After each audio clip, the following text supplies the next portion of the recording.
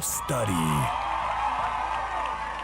with your hosts, MrSniDBitS, I don't have a problem with him, but I don't think he's that and a bag of chips. BlackGirlMarvel, I cried laughing. That was hilarious. Tylermakesfilms. That was like our favorite movie for some reason. I mean, it was really good. I enjoyed that movie. Allthemoviethings.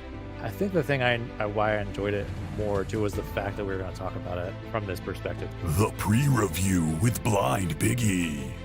Hey, this is BlindBiggie. Welcome to the pre-review. And me, the Real Study movie voice guy. I'm the Real Study movie voice guy. Let's go to the poster wall.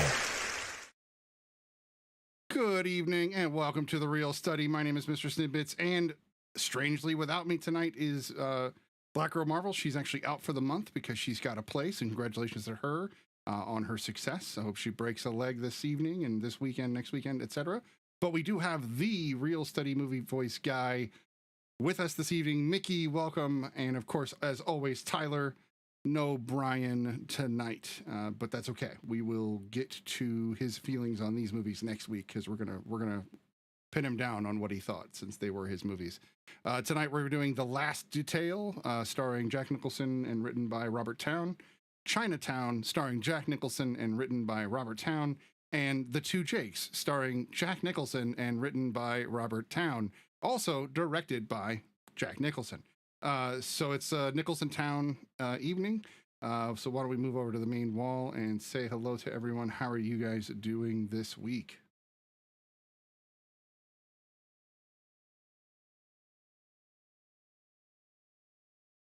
Another calendar moved. I'm the same person. I'm with you there. I totally get it.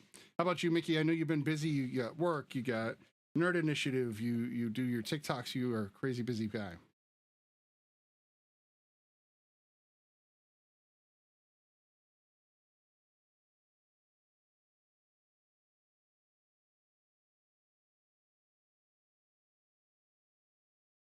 Can't hear Tyler or Mickey. I just ruined everything. So I just ruined the whole evening.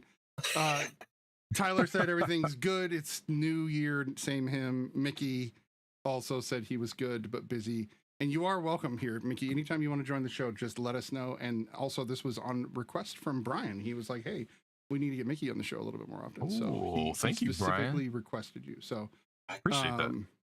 Of course. So you should be able to hear both of them now. That was just me being a dork coming back after 2 weeks of not doing this and forgetting all these little dials and buttons. Okay, so we do have three fairly in-depth films that have a lot to talk about with them. We will start with The Last Detail, which is a story about two sailors, two Navy men in the 1970s that are tasked with taking a young sailor to prison, essentially.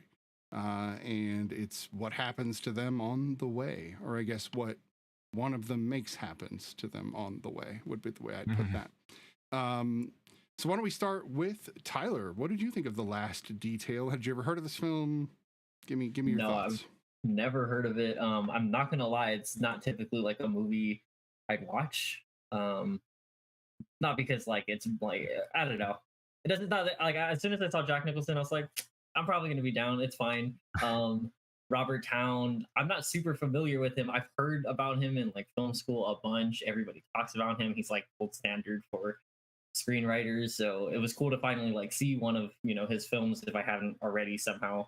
I really liked it. I've never been in the military. I have been in ROTC in high school. Navy branch, so like some of this stuff was kind of familiar, but yeah, I thought it was good. I classified this as like a hangout movie, a buddy comedy, right? There's not really like there's plot, but like the plot's not really super focused. It's just a bunch of guys and just watching their dynamics and what they learn from each other. I didn't expect it to end the way that it did. I wouldn't want to say like it's like a throwaway thing, but it kind of is. Like it's not like your typical blockbuster, like, oh, here's the climax and like they're all gonna learn something crazy and like someone dies or something. And then I realized, like, as we watched all these other movies, Robert Towne kind of has that. Like, it kind of ends. He likes to step in, watch, and then step away. Right. Yeah, he definitely has that approach. How about you, Mickey? What do you think of The Last Detail? Again, I had never seen it. I hadn't even ever heard of it. And going in, I wasn't sure what to expect. I think I expected something more serious. And although it is serious, but there was a lot of comedy involved too, in ways.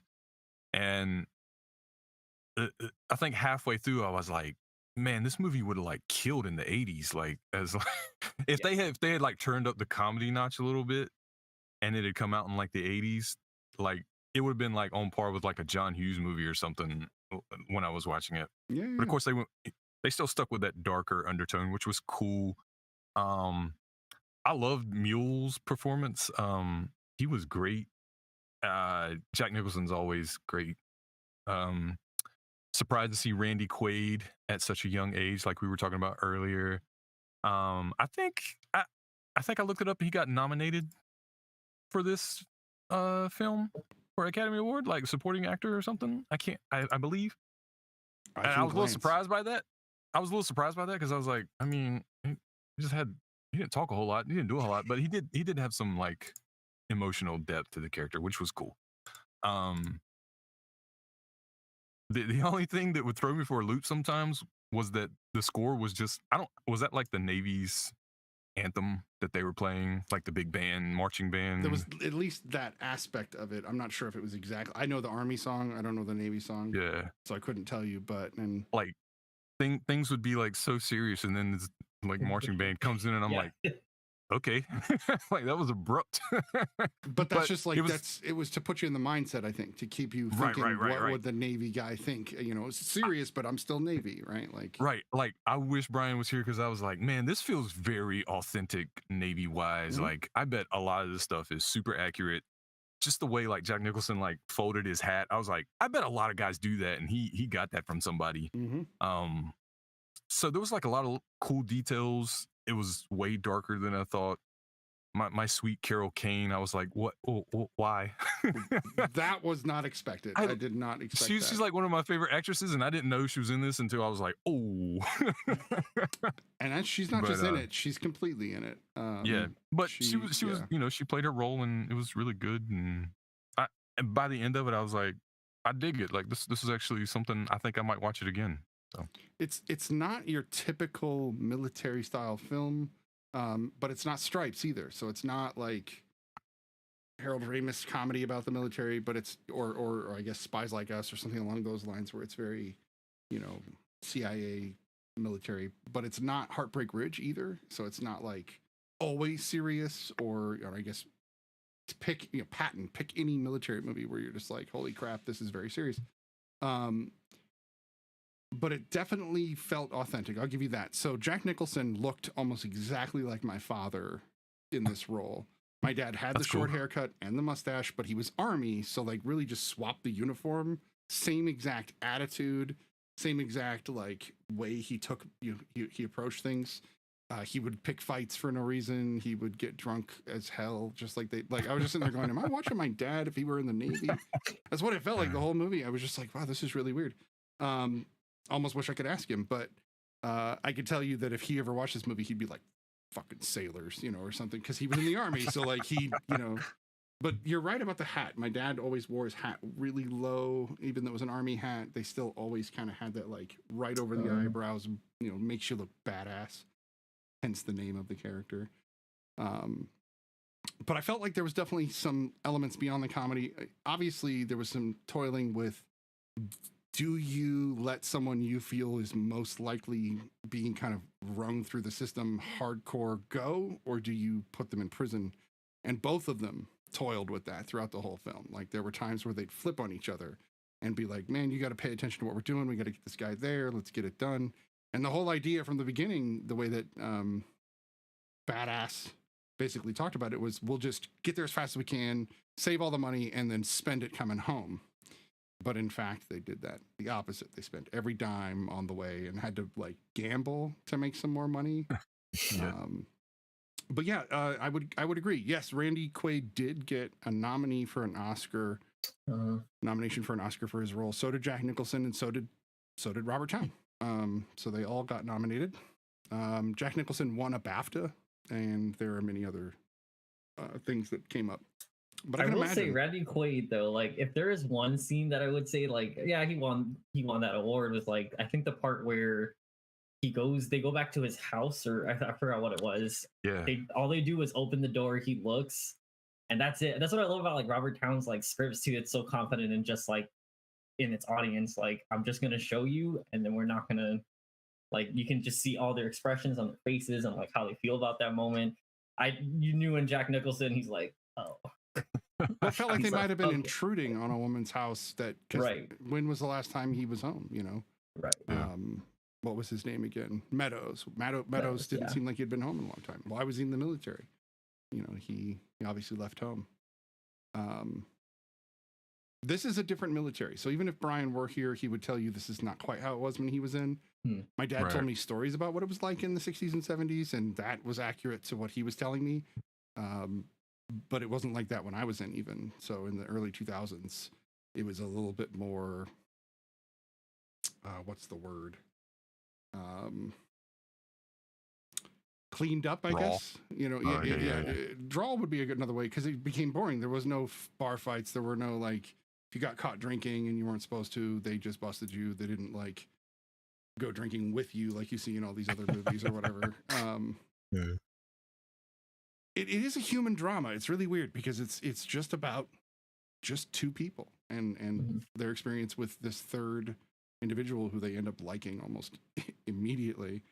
Not at first, but then, you know, as they realize he's kind of a nut, or a klepto for that matter. He's a full-on kleptomaniac. Yeah. And they were also trying to teach him a lot of like life lessons along the way that they thought would maybe help him harden up for what he was about to go through. Like with all the like the restaurant stuff, like that's not how you ordered it, send it back, get it how you want it. You know, they were definitely trying to impart their wisdom on him along the way and like be like big brothers, which was pretty cool. Right. No, I agree. Well, I like that it wasn't always like good advice either all the time. Yeah. I was like, I don't know about that. Like, like I think when they were in their hotel room, and I mean, I have siblings, and like that whole like fisticuffs thing where like, punch me, come on, like that whole thing. I was like, oof. Like, I don't know about this. That's my dad right there. He would be like, "You're gonna fight me, son. I'm drunk. You're gonna fight me." And I'm just like, I don't want to fight you. One, I'll hurt you, old man. And then of course, you know, that was a dumb thing to say. Because no. But you're right. They would constantly try to teach him just the most kind of asinine or really good one or the other lessons. It's just like a big brother, man. Like they teach you the bad stuff with the good. Oh, why did you pull the gun on the guy at the bar? He asked. You know, I don't know. You ever just want to? You ever just want to? You ever just feel like it? You know, like what the hell? Could you tell he was going to go fight the Marines when they got to New York? When he watched the Marines go to the bathroom, could you tell that Jack Nicholson was going to run in there and just kick the shit out of him? Oh yeah, that was totally in his character. You see it in his eyes, like he's like, I'm just going to go to the head. Oh, really? Weird how four Marines just walked in there.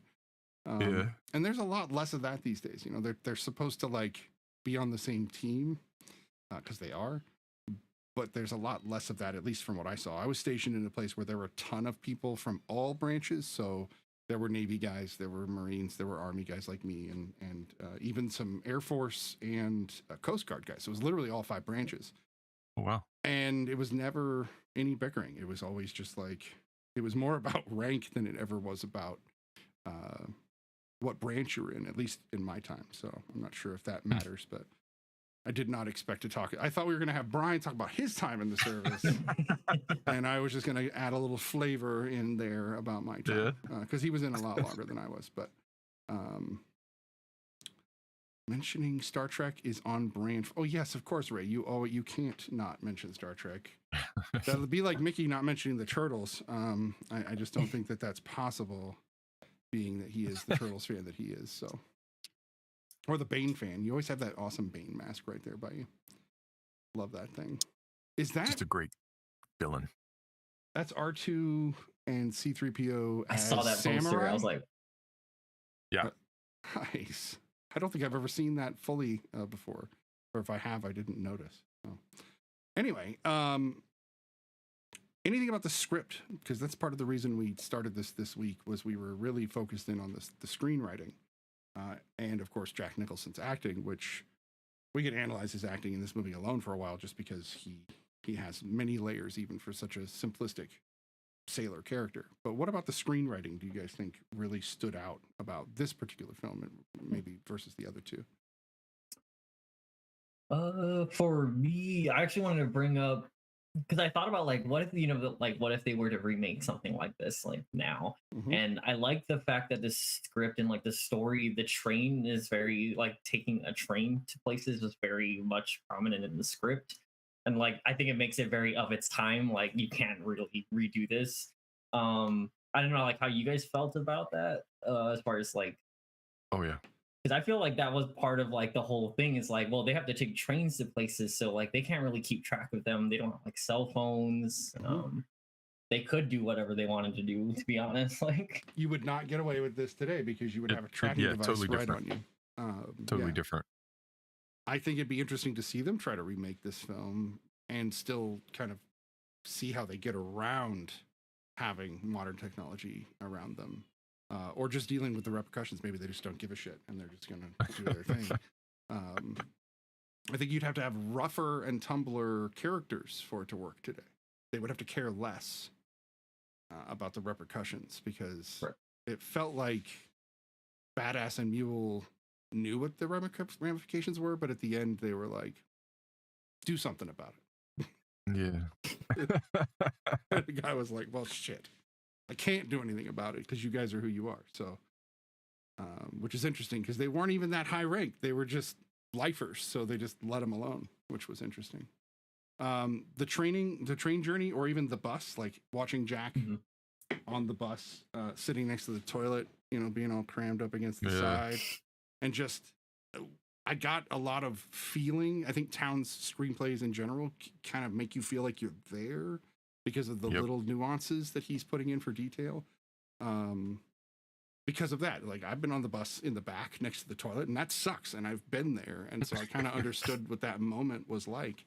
How did they not see him stealing sooner? Because I saw him steal the moment he walked past that. Yeah.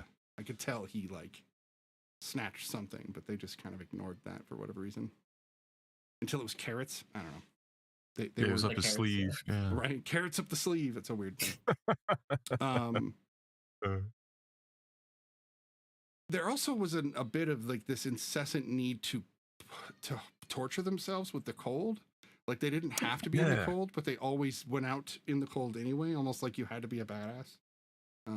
Especially like barbecuing in the snow. Like they were very, I don't understand maybe exactly, I guess I'm sure there's some symbolism there, like them being, you know, on their own or whatever. But yeah, I saw a little behind the scenes featurette where they were talking about that last scene and like how really cold it was for everyone. Like and like everybody in the crew was nice and bonded up, and all they had were those pea coats, and they were like legit freezing. But Jack was probably not acting. He was like, I don't want a hot dog. Yeah, they were legitimately like, good God. I bet. So that was pretty cool. I felt it right, especially like when they were waiting outside of that house. Like half the script is like, so we're gonna do something. I don't know what we're gonna do. Should we be doing something like? And then standing around like this, you know, bobbing around trying to stay warm. You know, that feels very natural. I think I do that on the regular, just sitting there like, well, what do I do now? Right. No, it did feel like just regular people doing their thing, and there was nothing over the top. Nothing stood out as anything that wouldn't just happen in real life. Right. Which is not typical of most Hollywood screenplays. Usually you get something. These other two films are a good example. We're going to get some kind of over the topness that, yeah, right, you know, probably wouldn't happen type stuff. But this one didn't feel that way. It shows Towne can go from the extraordinary to the mundane and still be entertaining on both ends. I think this might have been the most entertaining of the three films. We'll see. Maybe. We'll see. I mean, the other films have some entertaining. There's entertaining value to them, but I felt myself going, oh, well, you know, this is fun. I'm actually enjoying myself, laughing, feeling nostalgia across the board. I'm wondering if the horror house was authentic though, in the sense that, wow, everyone there seemed like life was no good, which I expect. Yeah. They were definitely either not sleeping or on far too many drugs. I couldn't tell. And Carol Kane specifically had like the blackest circles under her eyes, and I couldn't quite tell why. But you assume disease or drugs or something like that, and Right. I don't know. That was a awkward scene. That whole That's what I was gonna say. It just felt like really weird the whole time, which I assume that's what being there would probably feel like. right. Just like he's like, pick me a winner, kid. I was like, man, I hope I would never want to be in that position ever. No, you have to pick a human. That's weird. Like that's just weird to me. Like, Yeah. I don't know. But it also was indicative of the time. Like that was a much more accepted thing than it is in 2023. Oh yeah. Right. What was our favorite scene from the last detail? For me, it was the beds, when they went to finally go to sleep. And That was good. That was good. Yeah. And they just kind of were like, shit, man, how does this, okay. And then Jack had to sleep, with the bed curved, or at least I assume he did. That whole drunk scene was pretty damn good. I think it was the bar scene where he pulled the gun on the guy. Like that was great to me. Like I was like, you tell him, dude, get him. Well, because he I feel was like- gonna say something more. There was definitely like a racism or like an ageism Yeah. or like an anti sailorism. There was an ism in there somewhere. Yeah. You were gonna say, Tyler? Robert Towne, like I realized, like this isn't like Chinatown and everything. The way that he does tension is so like, it's so weird, but it works. Like he doesn't. It's not like a build up. He just kind of like, and now especially like when like what's his face, Mule will just like run off, seemingly random, like, and you're like, oh, what the fuck, and then like all the characters have to react to it. Like I think that's what the bar scene felt like. It just escalated to 100 just because Jack Nicholson was like not ready to take that shit. Yeah. And it's like, I don't know where it's gonna go. It felt like Jack Nicholson. I was like, are they about to shoot this guy, or like, is there gonna be a shootout? Like, I never thought he was gonna shoot him, but I did think about Modern Times because I did wonder about the remake, and I was like, man, had that been now, he would have been plastered over TikTok with a gun brandishing, so you wouldn't be able to pull that kind of crap now. Or again, you'd have to do it in a scenario where there's nothing, so it'd have to be in the wilderness or something. Yeah, no, you're not wrong about the tension, that it just kind of hyped itself up. Same thing when Randy decided, or Meadows just decided to run. All of a sudden, he just did. And I did like that he ran when they were contemplating not finally just going, maybe we'll let him go. Then he runs. They're like, well, fuck that. We can't let him go now. He ran. He ruined it, right? So now they had to chase after him. and it's not like a cool chase scene. It's like Jack Nicholson's falling over. Yeah. Like people are tripping on things. He lost his shoe the whole time. He lost his shoe. I lost my shoe. He kept yelling about And then losing his shoe. he really went off on him, like with the pistol whipping. And I was like, dude, I thought you kind of liked this guy. I think But he the was reason, just like, he was so mad. Yeah. right, because Just look going at at what it. I did Yeah. for you this whole time, and then you still run away on me. Like I gave you the best I could give you, and you still ran away. I think he was pissed that he would do that. He thought he knew the kid better, mostly because going back to the mother's house scene. Mule was like, oh, he ran off, and I know he did. And then they go around the corner, and he hadn't run off. And Jack was like, hey, see, told you this kid's cool. He's not going to do it. He was just scared the first time.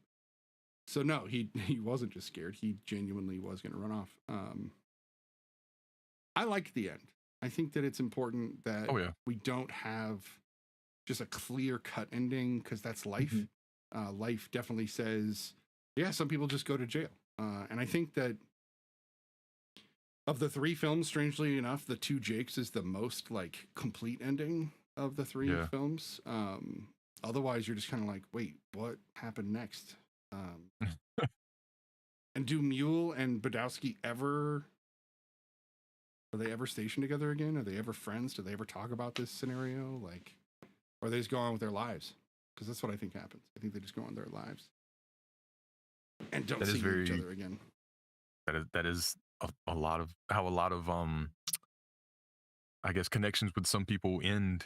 It's just like, hey man, I'll see you around, and like you never see him again. Right.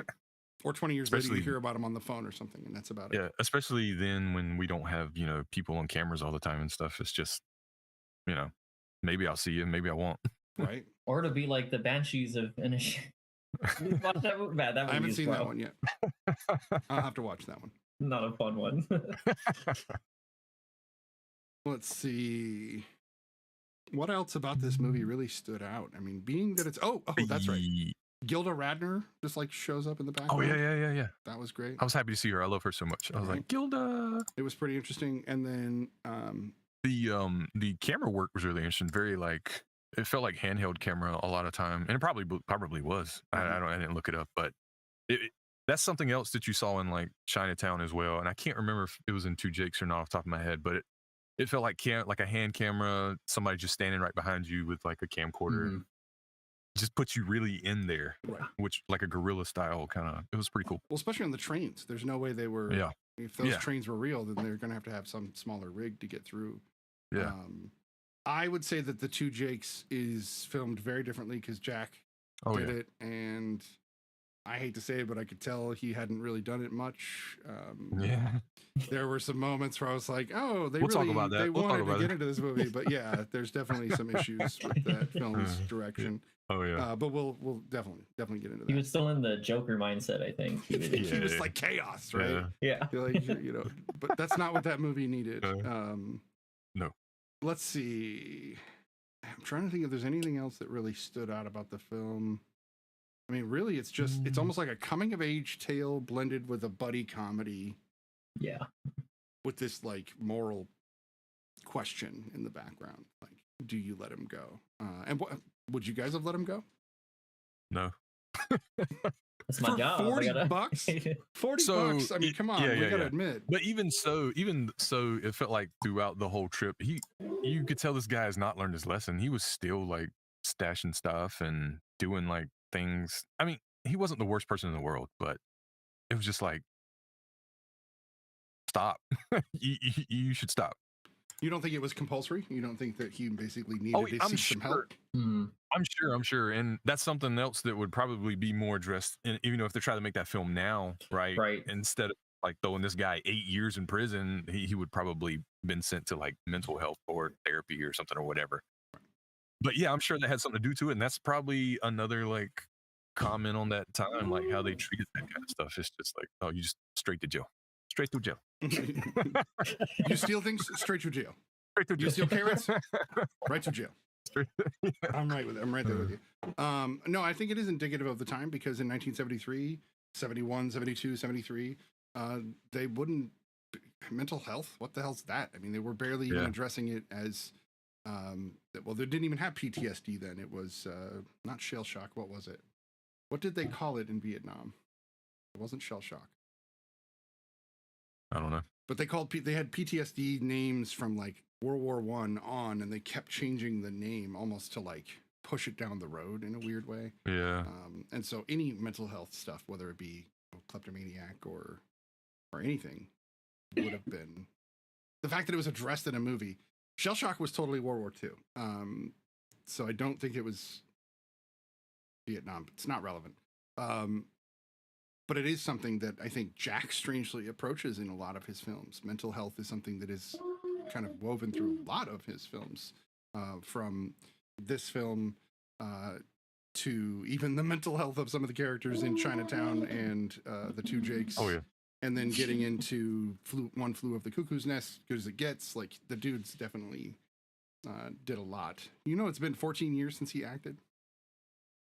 That's what I was like. What was the last thing he was in? I don't remember. It was been a while. Nothing wildly impressive, but yeah, he Anger retired. Management? That's close. I know you're definitely close. with Okay, that. yeah. Hold I on. was like, maybe that was the last. Was it Departed the last one? No. How do you know? So the simple I don't think comedy I've seen with that. Reese Witherspoon. I'm Still Here played himself. Bucket List would have been the last big one where he Oh, was Bucket List. he was Okay, one of the yeah. last. Yeah. Departed right before that. So I mean, I don't blame him. He's like 80 something, right? Like at least. Yeah. He's just chilling, watching Yeah. Lakers he was games. born in man. 37, so 80 something. Yeah. So yeah, he's 85. That's So he retired when he was 70 something. I get it. I understand it's the retirement age.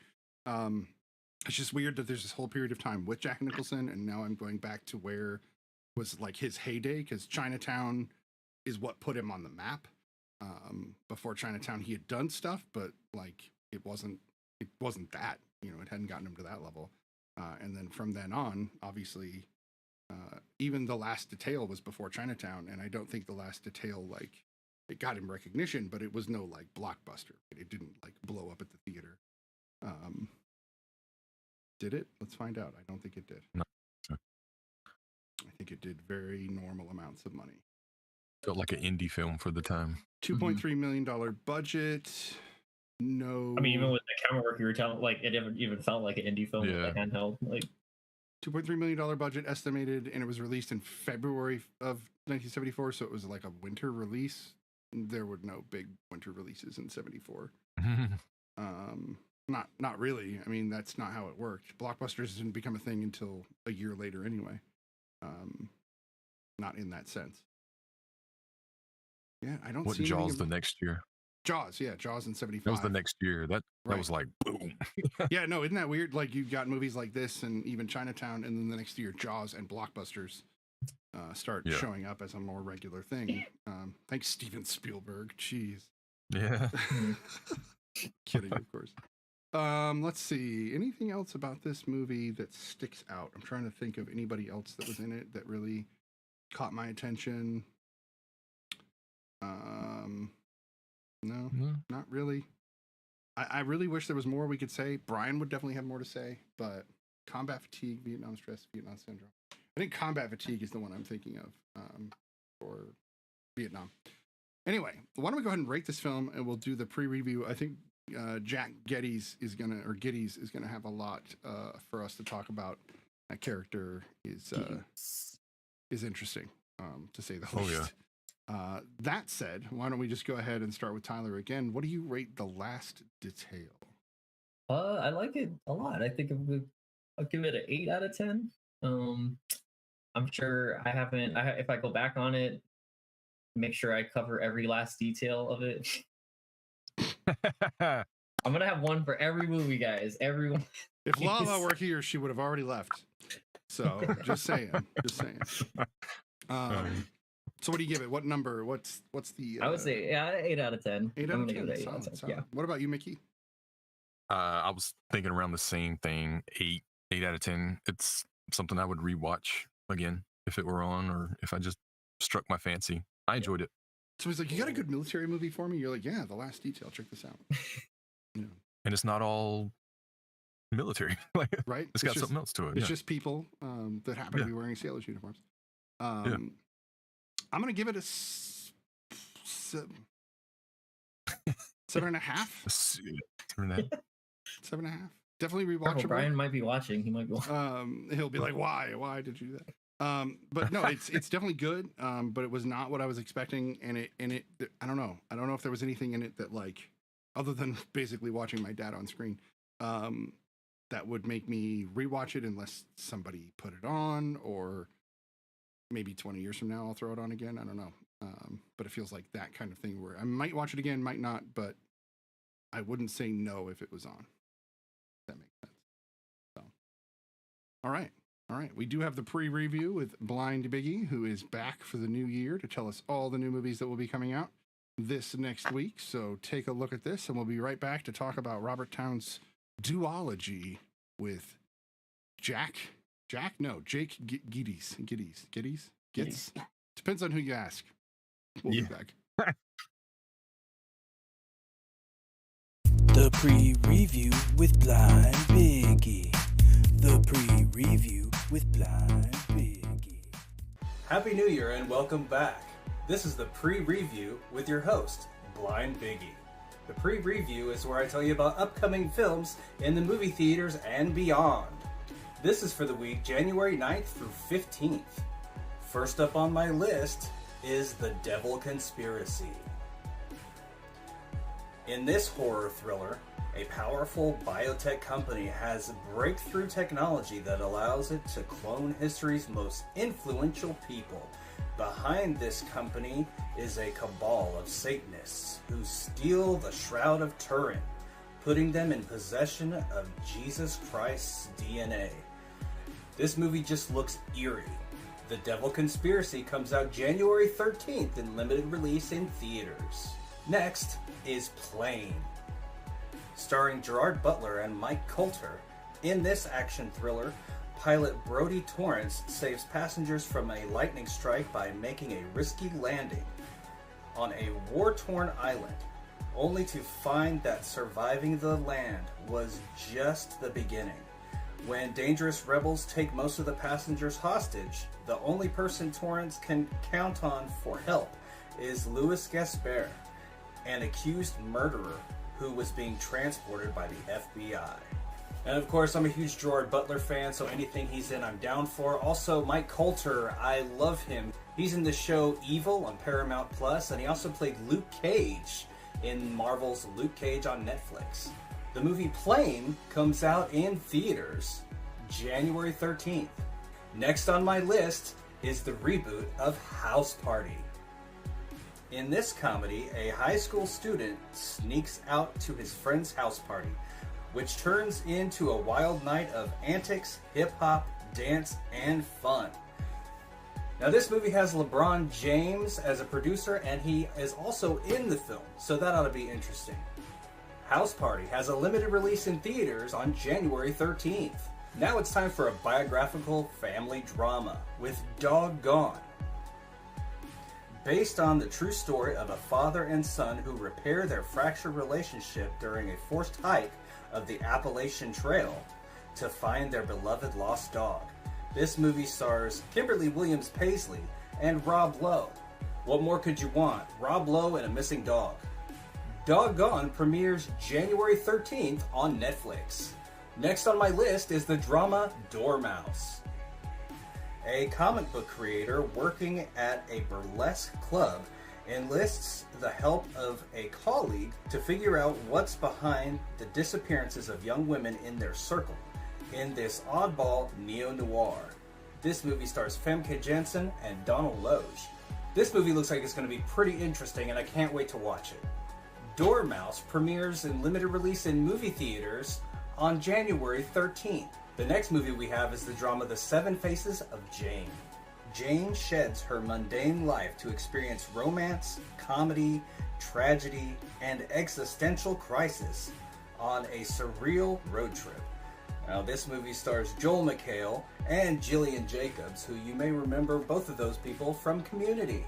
With these two actors in this movie, I definitely want to see it. The Seven Faces of Jane premieres in limited release in movie theaters on January 13th. I've been hearing lots of chatter about this next one, Skinamarink. In this horror film, two children wake up in the middle of the night to find their father is missing, and all the windows and doors in their home have vanished. I've heard nothing but positive feedback in the horror world for this one. I am definitely looking forward to it. The movie Skinamarink has a limited release in movie theaters January 13th. Now it's time for some comedy with the movie The Drop. A married couple face a marriage test when one of them drops a baby during an island wedding. Now, I know that doesn't sound funny, but anything's possible in film, right? This movie looks like it'll have us dying laughing. The comedy movie The Drop premieres on Hulu January 13th. And last on my list, but certainly not least, is The Price We Pay. In this action thriller, after a pawn shop robbery goes wrong, two criminals take refuge at a remote farmhouse to let the heat die down and find something much more menacing. This movie stars Stephen Dorff and Emile Hirsch. Definitely looking forward to this one too. The action thriller The Price We Pay premieres in limited release in movie theaters and video on demand January 13th. That looks like it's all for the pre-review this week. Hope to see you out there. Thank you so much, BlindBiggie, for the pre-review. And as always, you do a great job. We really appreciate it. And yes, we did get some spam in the chat, but I will take care of them. If you see any of those hot girls in the chat, just let me know and we'll get them axed out of here as quickly as possible. That's not that we don't. No, never mind. I'll stop there. That said, we're going to move on to the two other Robert Towne, Jack Nicholson combination films that we are going to talk about tonight. And the first one is the classic 1974 Chinatown, directed by somebody who we can just skip right over real quick and just focus on the screenwriting and the acting because, well, there's a reason we're watching the film and it's sure as shit not that guy. So moving past that and moving on to the movie itself, Chinatown stars Jack Nicholson as well as Faye Dunaway in a whodunit about water. Would you guys say that's a good way to put that? It's definitely a classic detective story, but overlaid in just kind of Los Angeles 1930s with land and water rights. It's a really strange story that you wouldn't expect to be intriguing, but it is. And I'm going to look up Chinatown here real quick so we can get some more details. But let's get you guys' initial impression. Was this you guys' first viewing of Chinatown? Yes. Okay, mine too. Sorry to all my film friends. No, it's been one on my list for a really long time, but it's just one I never got to, so I'm really glad to have gotten to it. What did you think, Cell Phone Wallet Keys, of Chinatown? So full disclaimer, I watched the Two Jakes first. So coming back to this, because I didn't know that was the sequel to I didn't even look it up. But I liked Chinatown a whole lot better than the Two Jakes. I don't know if it's because I watched the Two Jakes first, but you know, I already knew who he was. So going into it, I kind of knew the names of some of the main players. The style was really cool. I'm not usually a big fan of LA noir or just detective noir or whatever. Thinking about the video game LA Noir. Yeah, that's exactly. Which was almost the exact same story. But anyway, yeah. So I'm not usually like huge on detective noirs, but this one really like it got me. Like I was really into it. It felt like, again, because I watched the Two Jakes first, it felt so slow and monotonous, and this one just kind of felt like, oh yeah, here we go, buddy. Let's go. They weren't like drawing anything out. Any of the silences felt needed, or they were there for a reason and they worked. The score is fantastic. I had heard the theme before, but now watching it with the film, I was like, man, I love this. It was so good. Of course, Jack Nicholson, we ain't got to say anything else about that. Faye Dunaway, we really got to say anything else about that either. Is it John Huston, her Yes. dad? That's Noah the actor, Cross right? was John Huston, yeah. Angelica Houston's dad, apparently. I didn't know that. Man, that guy was plenty of legacies in Hollywood. Yeah, right? Yeah. that guy was a really good bad guy. We'll call him a villain, I guess, because like from the moment he was on the screen, I was like, I don't like this guy. Well, the way he treated Jake was pretty terrible. So you knew immediately this guy is a piece of shit. So I know we were constantly like getting thrown angles here, like, wait, what's happening? What's this? What's that? But I still always felt like I knew each character, who they were in this story, and what their purpose was, at least, which was good. Which interestingly kind of kept the mystery still on me. Like, I know this guy's bad, but like, what's really going on here? The whole water thing, I didn't know a whole lot about that.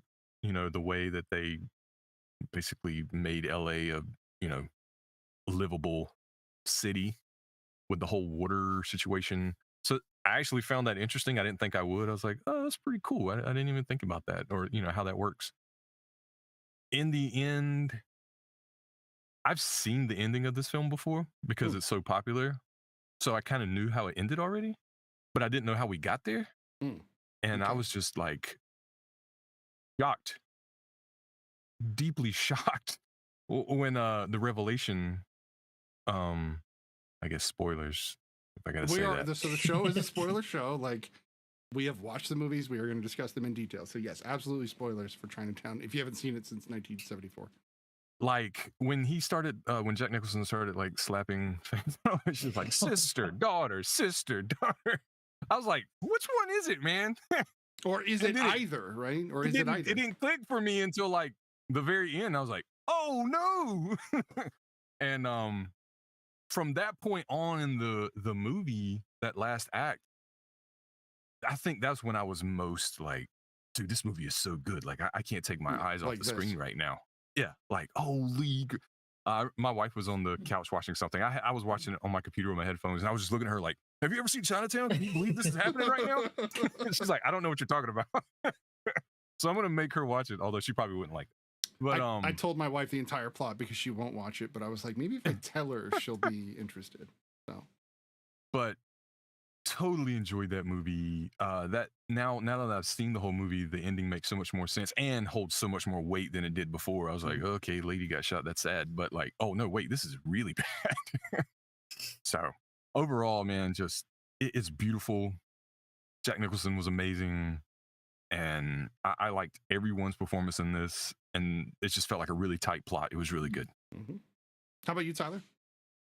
Yeah, so like this was my first time. I actually started watching 10 minutes of Two Jakes, and then I was like, hold up, I feel like I heard Jack Nicholson's character's name before. So I looked it up, I was like, okay, so this is sort of, I mean, it is the sequel, so I was like, I gotta pause it, go back. I did actually watch it with my girlfriend, because like I was like, yeah, you know, everyone's been talking about Chinatown, like we're finally gonna watch it. She's like, I'll watch it too.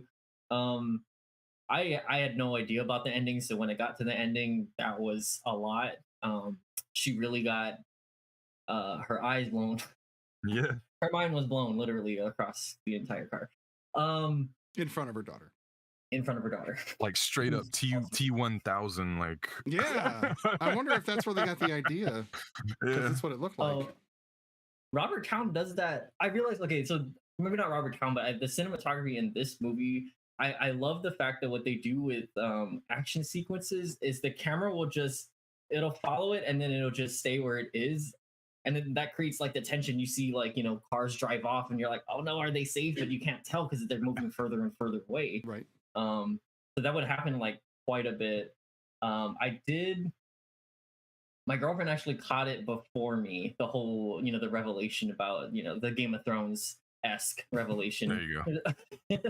Why was this more disturbing than Game of Thrones, though? Oh, no. Yeah.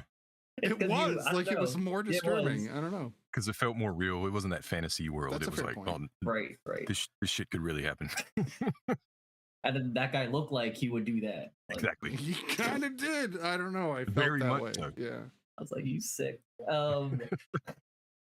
I did like, yeah, just all the performances are really good. I love Jack Nicholson's character as someone who I love, like the cocky, like self-absorbed detective who like finds out he's completely in over his head. And then as the story progresses, you're like, dude, you have so many ways out of this. You should just check out.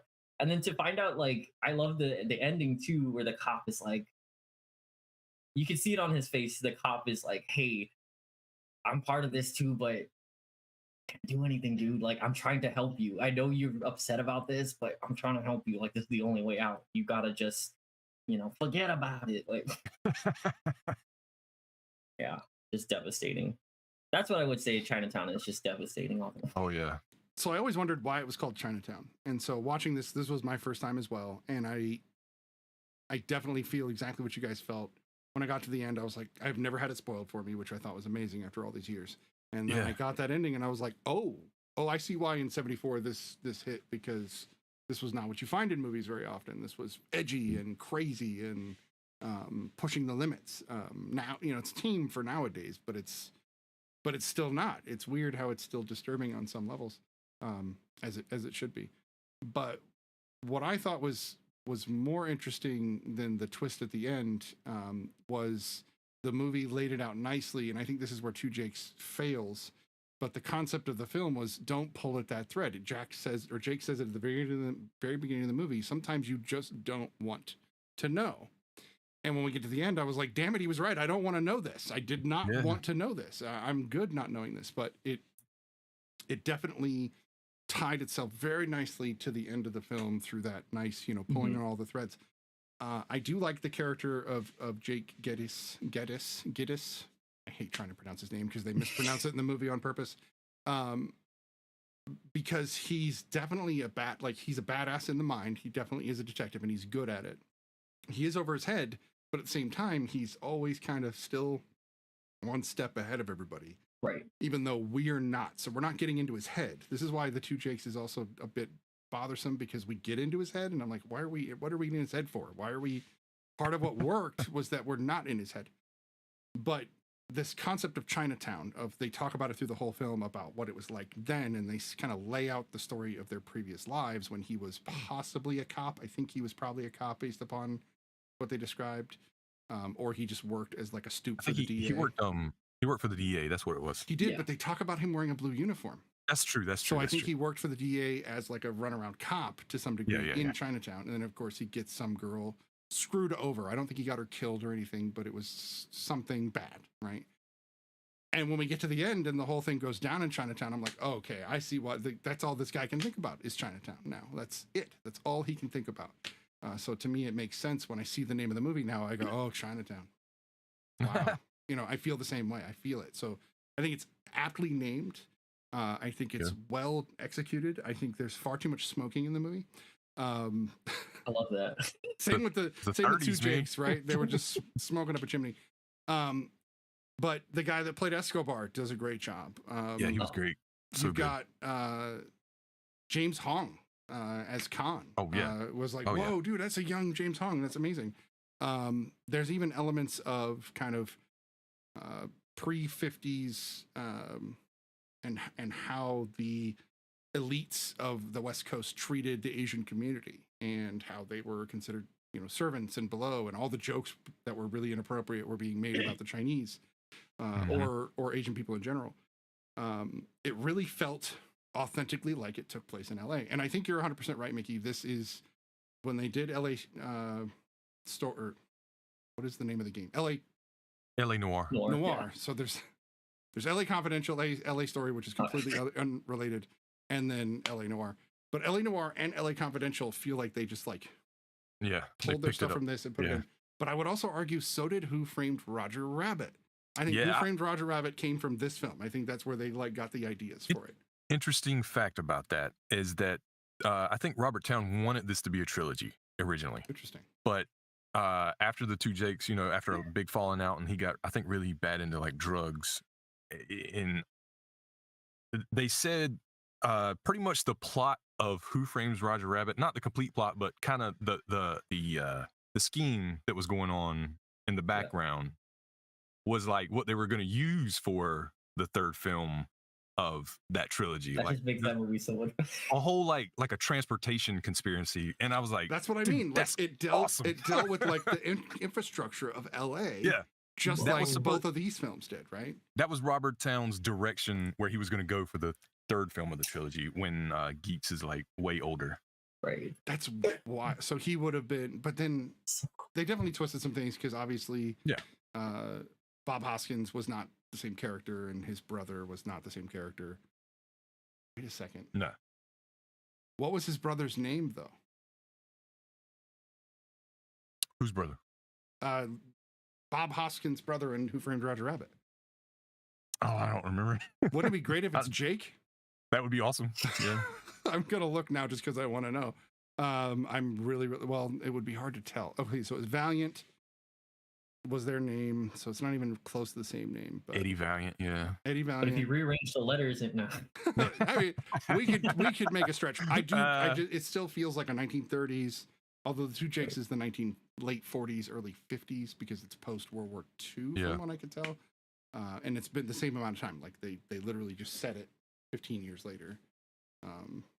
So anyway, what about the fact that this guy, they Towne and the director, and Polanski in this case, loved putting Jack's character through hell. Like he's a well-dressed man, he drives a nice car, but they try to drown him, they cut him up, they beat him up, this guy gets thrashed on constantly, which is not something you see all the time from the lead. I think it has a lot to do with keeping him humble because he is like a, you know, I'm the guy, you know. Also, like, maybe this probably has nothing to do with it, but for me, it was like most of the time. I mean, I know he's kind of sketchy sometimes, but he is always trying to do like the right thing in most cases. Like at least it's for at least in terms of the law, or if he's like, man, you know, that's not right. I want to help you out, and every time he tries to do the right thing, like something like that happens to him. Like he gets beat up or he gets hurt, and I'm like, I mean, that's kind of the way it is, you know. Like that's usually the harder path to take. So That's true. I like how he has the like line of extortion. Like he won't go past extortion period. So he won't take money gotten in scrupulous ways. Like he'll take your money if it's spawning on your wife or whatever, but he'll push the line as far as he can without it breaking. And he'll everything he can do. It's like, how far can I take it without it breaking? Yeah. Which makes him almost like a early Han Solo. True. He's willing to push the line and be the good guy that's the bad guy because it's needed. Punch it, kid. Yeah. I don't know if this is like Now I want to reaching, see Jack, but it's Han Solo. but like some of this, like, so him about to drown, right? The way I think about it's like, oh, when you're trying to like you're trying something out, right? You're gonna dip your feet into the water. He went full in, and then when you're sticking your nose where you weren't supposed to, and gets his nose. That was messed up. I didn't think they were gonna. Man. They go all the way up. Yeah. And it was good effects. That blood splattered. I mean, you could tell it was fake, but whatever they did with the knife and the rig did a great job. Like it looked like it splattered. Oh yeah. Yeah. And then he had to run around with that stupid, thing on his face for, 3/4 of or a quarter of the movie or something. But that was really like another part of that was also like a running theme, like, there's two sides to the city. Like there's like this clean, pristine, like everything is so nice, it's so wonderful, but it's also real bad. Like it's real beat up, it's real dirty, it's real like broken, right? Like you see that a lot, like the glasses, one side was shattered, and like I think there was a headlight, one of the headlights were out in that car, or he kicked it out or something like that. There was a lot of that going on. Like, this is really good, but this is also broken. Saltwater, freshwater, like having the, one you can There's a lot of duality. Life, right? And one will kill you. A lot of duality in the film. I agree with that. It's weird because it's so much more about Giddys than it is about almost anybody else. It's about his experience with this whole thing. Because you think that it's about not Angelica Houston. You got me thinking about Houston now. You think it's about Faye Dunaway's character, but it's really not. It's much more about his coming to terms with the city he thought he was living in, and it's been put together a little differently than he thought. I did love some of the throwbacks. I know we're going to kind of blend the films here, but I loved the way he stole people's business cards in order to pose as them. But then they threw that back in the two Jakes, where he stole the other Jake's business cards, I assume, to maybe one day act like he was him. Cheaper than making fake business cards, I guess. Who's the guy that always plays alongside Tom Selleck in Magnum PI? Because he was obviously in this movie as well.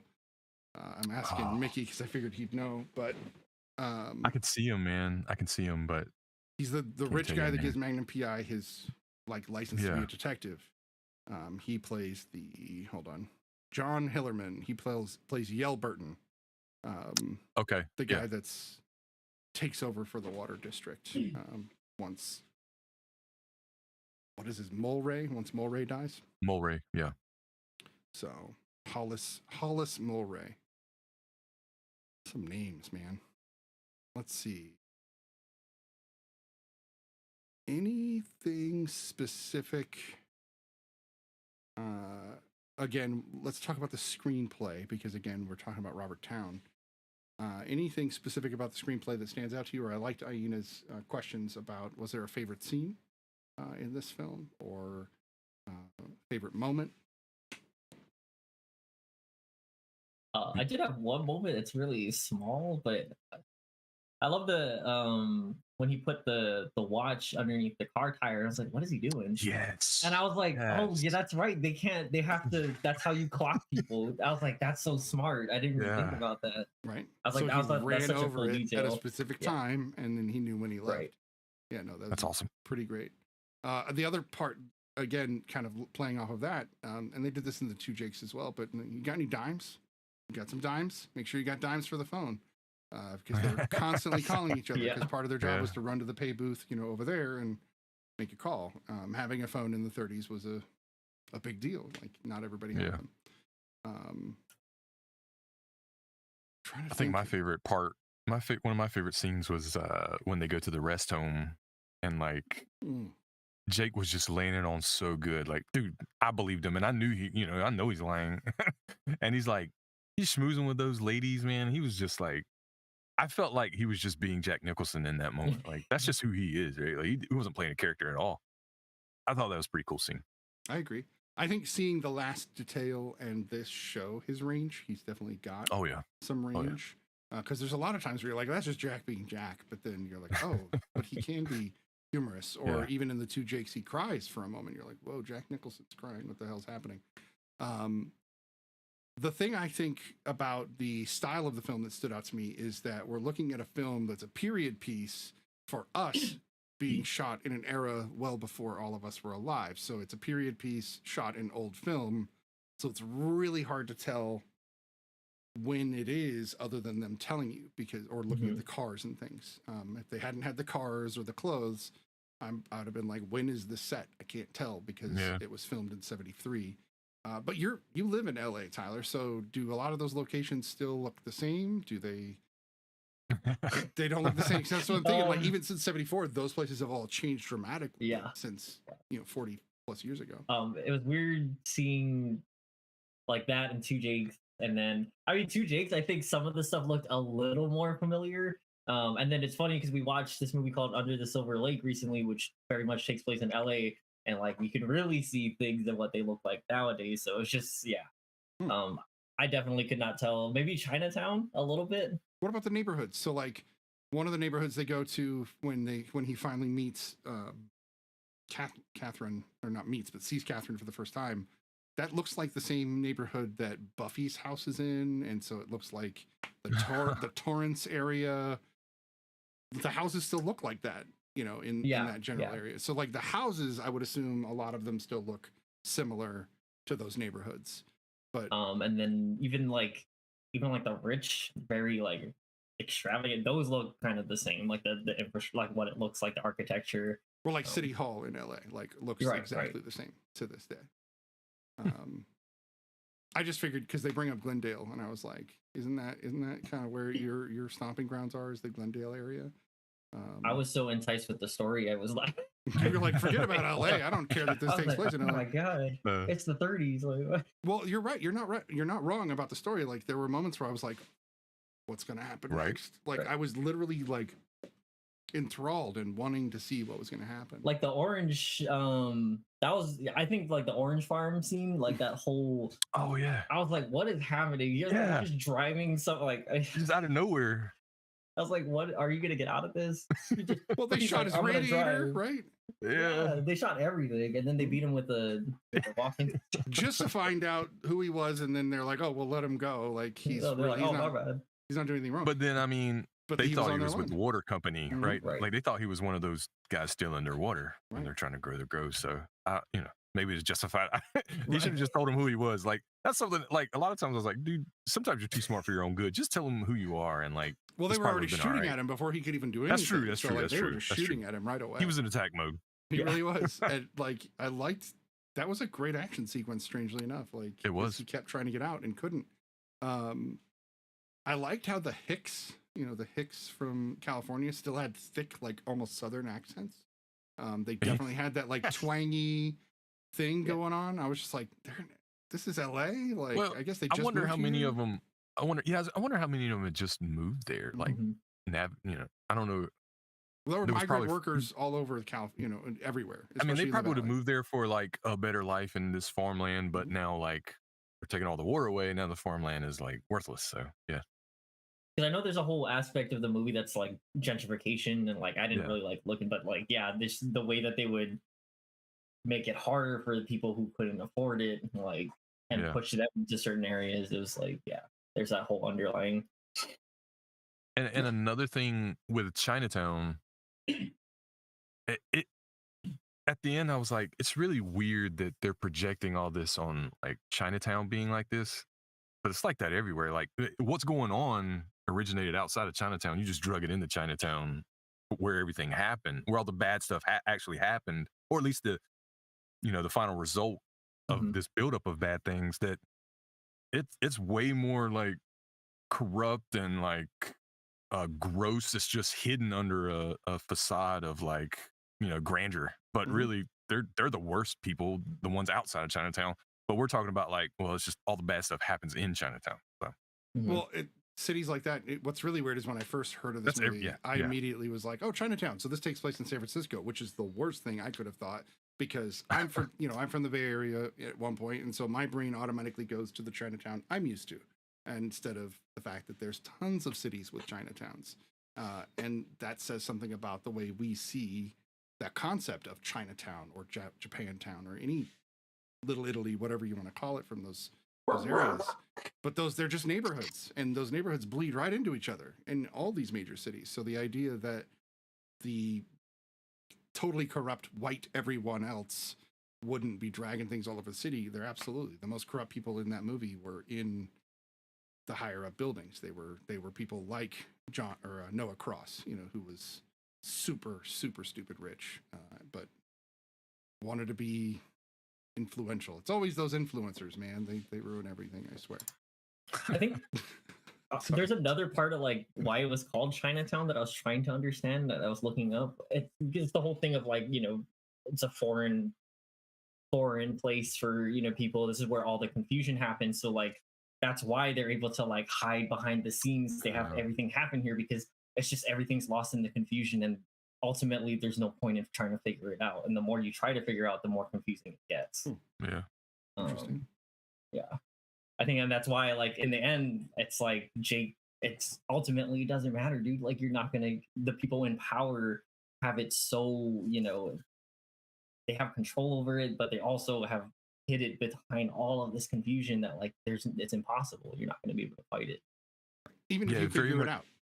Yeah. It at the end of the movie, another thought I had was like, man, the more things change, the more they stay the same. Like this feels like, I mean, this is still probably like obviously this is still an issue now. Like nothing has really changed. Like those people in those positions are still like doing the same thing, just in different places and in a different way because it's a different time. But none of that has changed. Like it's still just like that. You could make this movie now. You could, except there'd be a few things changed. They wouldn't have the dime strokes. They'd be like, "Don't forget your cell phone," and things like that. But the concept would be the same. Maybe some of the detective work would be a little different, but I still think it could perfectly work today, even with the incest angle. That's not something you hear a lot of. So I think that would still shock modern audiences and be like, "Oh, like Game of Thrones," they'd say. So, yeah, you're not wrong there. How do you think audiences received this film? Do you think this would have been one of the ones you guys would have gone to had you been this age then? Would you have been like, "Holy shit, everybody's talking about Chinatown, let's go watch this movie"? I think so. Yeah, I'd have been interested. Like the age I am now, or yeah. So like, I always think about the movies that are before my time. I always think, because I watch them now and I'm like, well, if I enjoyed it now, I probably, if I was this age then, probably would have enjoyed it then. I just know that I would have never watched this as a teenager. I would have been like, get this crap away from me. Oh, yeah. No detective noir. Is there not a Batman in this? I don't care. Or something to that effect. So I think I've grown as a film watcher, which is good.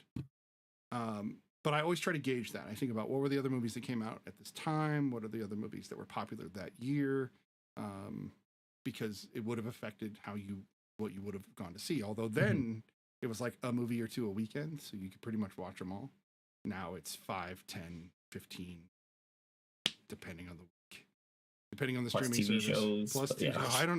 This is why I don't watch TV. There's too much. I can't do both. Yeah, it's stressful. A lot of anxiety in that. But So much. I think we said earlier, I think Jaws came out like right after this. Mhm.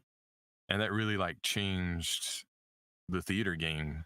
Yeah. Because we went from movies like this, where there was a lot of money invested in like production and acting and, you know, making the movie. And then after Jaws, the movie business became much more about like merchandise and marketing Profit. and spectacle. Not and that like, they weren't about profit before, but they became fully Right. about profit. Right. But it's like, it was much more of a priority to put money into things other than just the production. Like, well, we got to make sure like we get it to nationwide audiences and Distribution change. Star Wars. Yeah, Star Wars yeah. was Wars 77. is So 70s. you've got Okay. 75 for Jaws. Jaws then really kicked off this 77. like, You got Star Wars and Close blockbuster film Encounters. thing. So Okay. like, you know, yeah, blockbusters became more of a yearly thing at that point. yeah, By 80, that was normal. Like seeing Raiders of the Lost Ark, seeing Empire Strikes Back, seeing E.T. and all that. Yeah. E.T. in 82. Yeah. So all of these movies had people lined up around the block because they were like, holy crap, these are amazing. The special effects are finally getting there.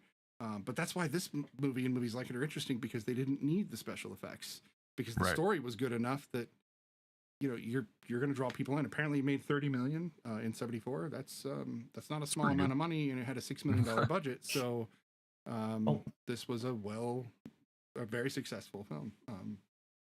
I would have liked to seen people's reaction to the incest plot there. Like, I would have just loved to have been in that theater when like it's kind of finally revealed, just to see what Right? People like shocked. would ladies faint, like would people get up and leave? Like, I'm just I curious. bet you There'd be both a of those couple things of there'd be a couple of like dads. They're like, oh, it's the 30s. Like, happened.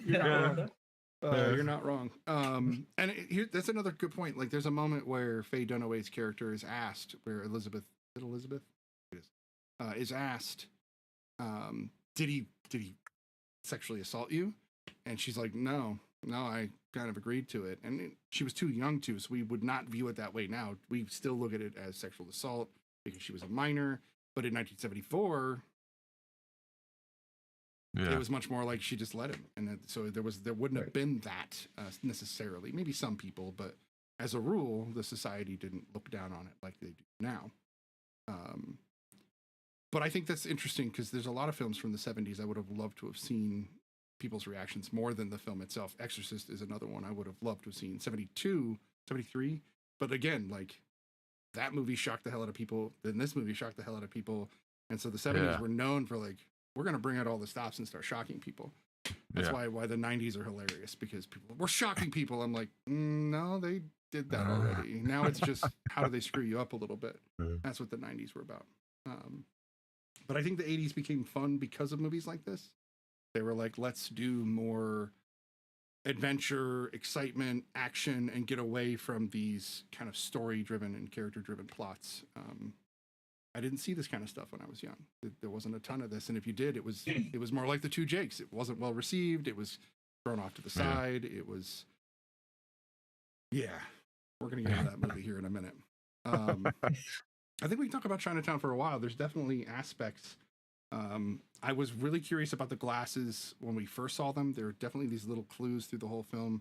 You see the glasses that kind of lead him to think he knows what's happening way early in the plot. Like, yeah, you can't even tell what they are. There's just something shiny at the bottom of a pool. Yeah. And I kept wondering, when's he going to go back for that? When's he going to go back for that? And he finally did. And it totally wasn't what he thought it was, which is great. Did you like Jack Nicholson's, my favorite, every time he was like about to get caught, like looking at something, it's like, oh, whoa. He just looked around. No, he'd just be like, I was like, sir, we just saw you. we just saw you digging through that. But he did it all the time. The character loved to just go through things that were not his to go through. But I guess that's part of being a private detective, is you have to snoop. Oh yeah. I mean, he was a full-on snoop, and definitely didn't have a good reputation for it. But yet good enough reputation that he could walk onto crime scenes and they wouldn't stop him. So he was respected. Again, this is what makes me think he was a cop, because if he could still do that, that means he has some pull And Escobar and him obviously worked together at some point, so he was able to just be like, hey, buddy. And he didn't really do anything to him until it really came down to it. The cops didn't really buckle down until the second movie, honestly.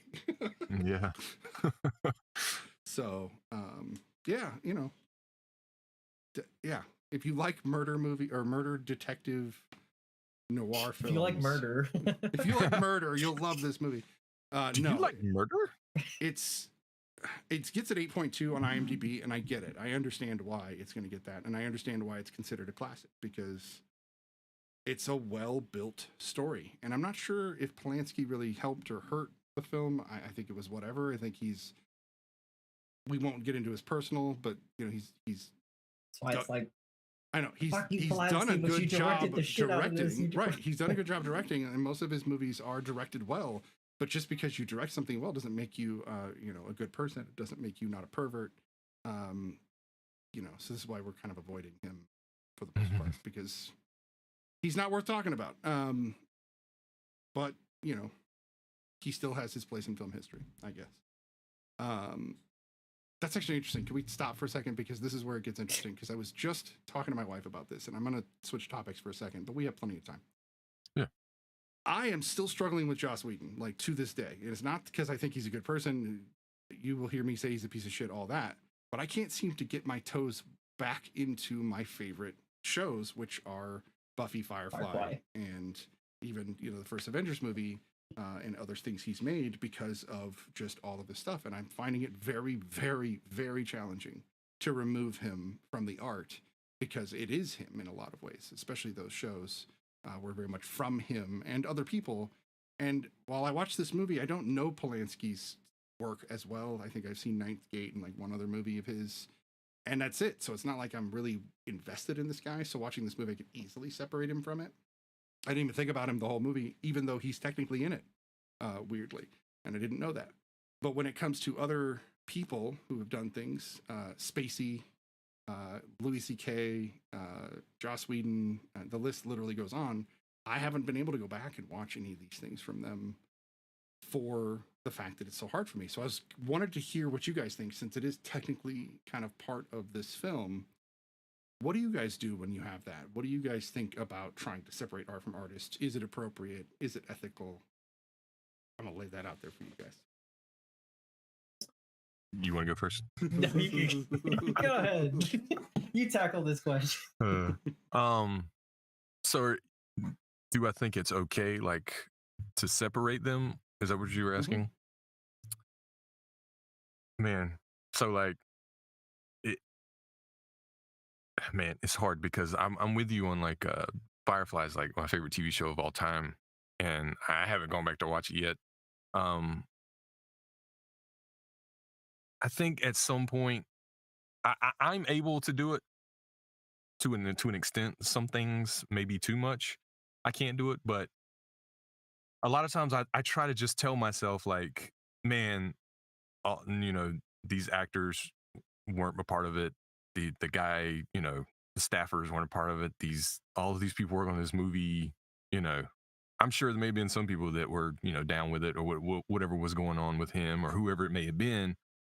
But that's what I try to tell myself, to, you know, to get through it. If I'm having a hard time, I'm like, I got to think about everybody working on this movie.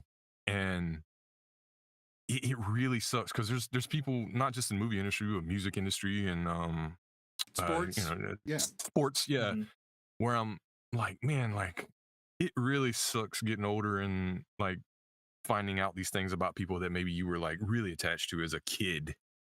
Bill Murray. Where you're like, man, like I, you know, that was a part of my childhood. That was a part of my adolescence. That's part of like my formative years. How do I deal with that?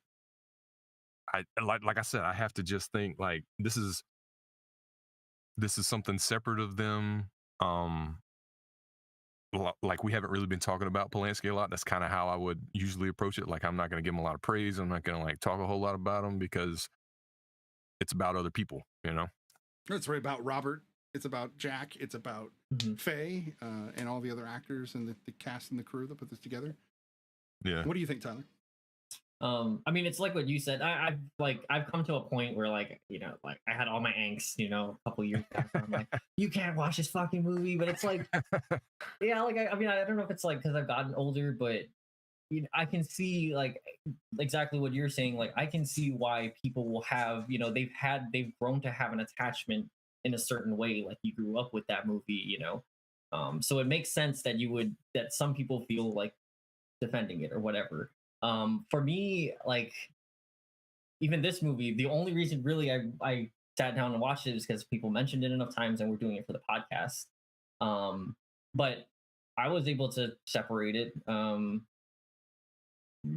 I think where I have an issue is like when people they have trouble acknowledging, like, yeah, I'm still watching it, but I'm also able to acknowledge that this man is not the greatest, and like he's done certain things. It's when people are like, you gotta respect it. I'm like, I don't have to respect it that way. Absolutely not. No. And I also I can't see when people say that you gotta separate the art from the artist, because I think that's impossible, because art is created by that person and is a reflection of what that person that person's perspectives, ideals, everything. Even watching this movie, there's certain parts where I'm like, this is even weirder because Roman Polanski did. I was gonna say that incesty like 15-year-old thing. I was like, whoa, did he pick this movie because of XYZ? That's why I asked the same question. Or I mean, to go back to Joss, makes sense. It would be right. Right. Like, to go back to Joss. To go back to Joss.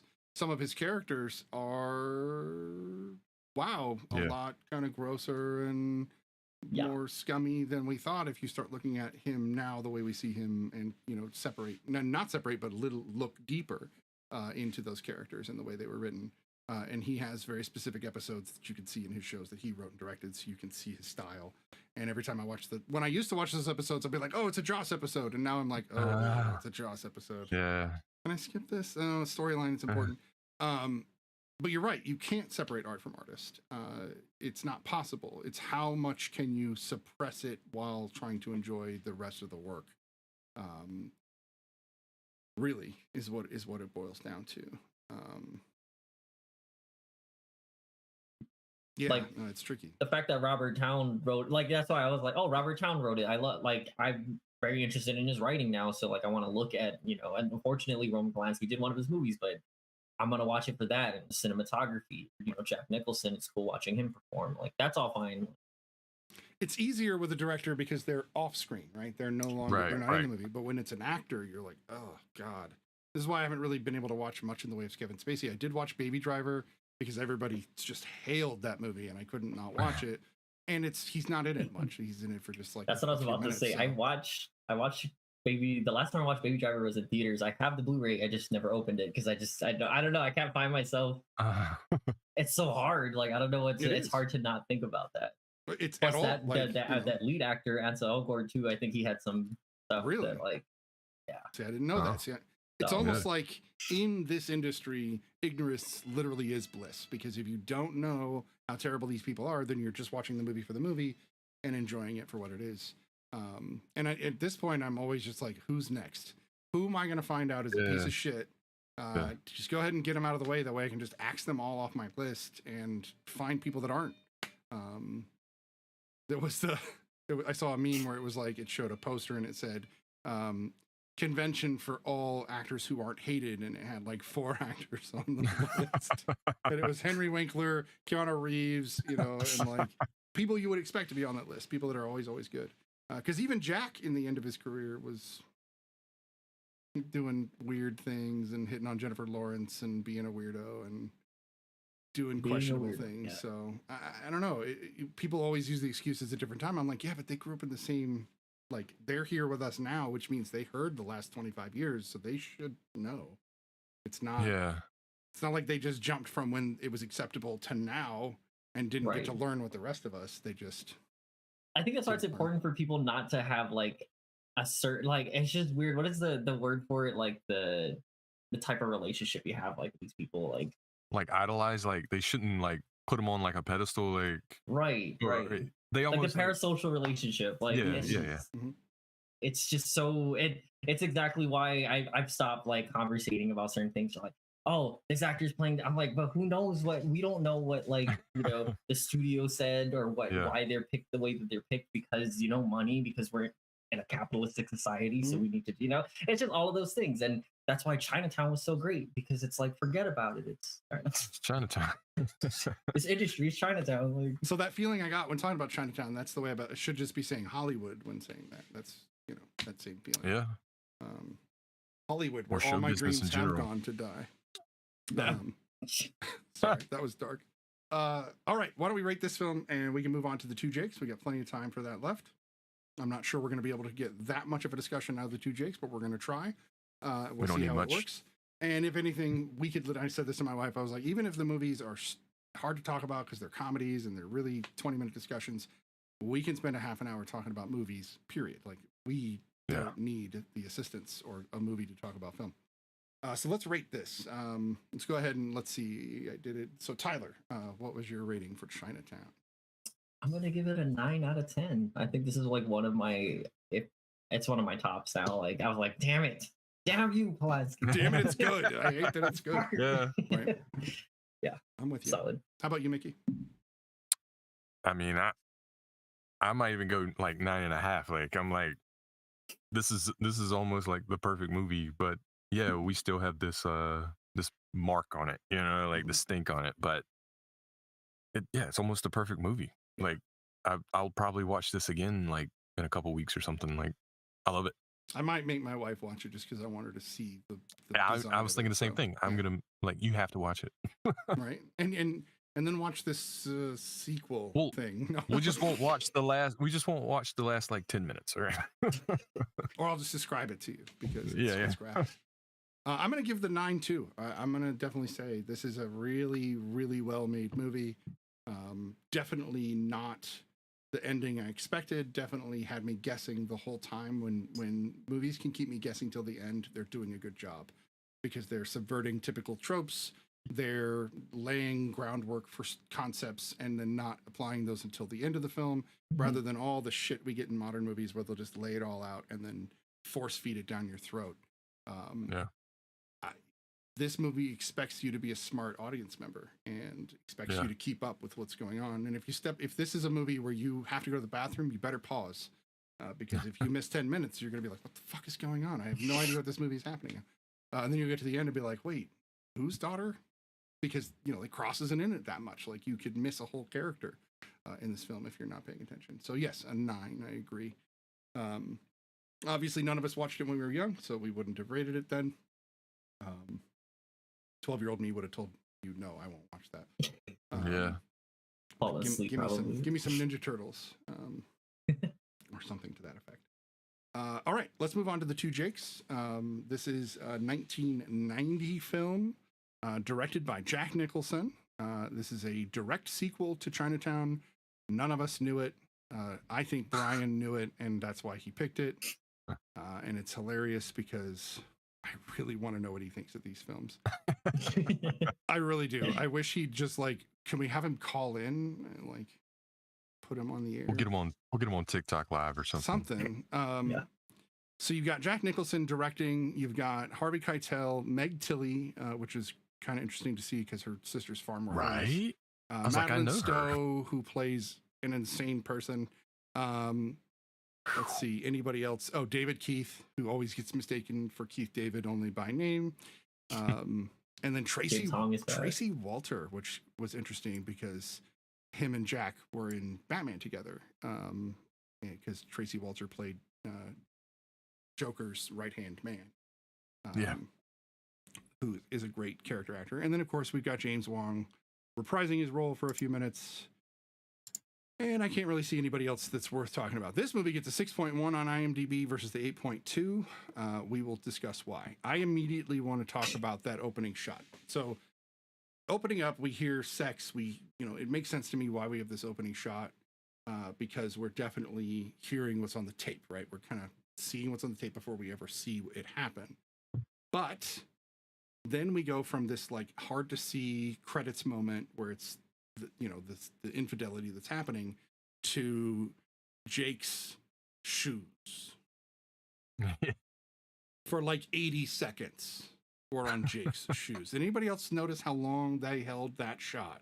Because it was starting to actually piss me off. I was like, could you like, Jack, like I understand you're a famous actor, but this proves to me you don't know shit about directing because you're boring me in the initial intro to this film. I'm sitting here staring at your shoes and I didn't know why, because it wasn't even like there was good detective dialogue going on behind the shoes, which might have made it better. But I immediately was bothered by the shoes. But anyway. I'm pretty sure I noticed that the other Jake was also wearing the same shoes. He was. I think maybe they were just trying to overtly like, hey man, pay attention to this. We're in the same Chinatown shoes. Didn't I don't know why it need us, matters. right. Chinatown didn't need us to do that. It didn't need to force feed it.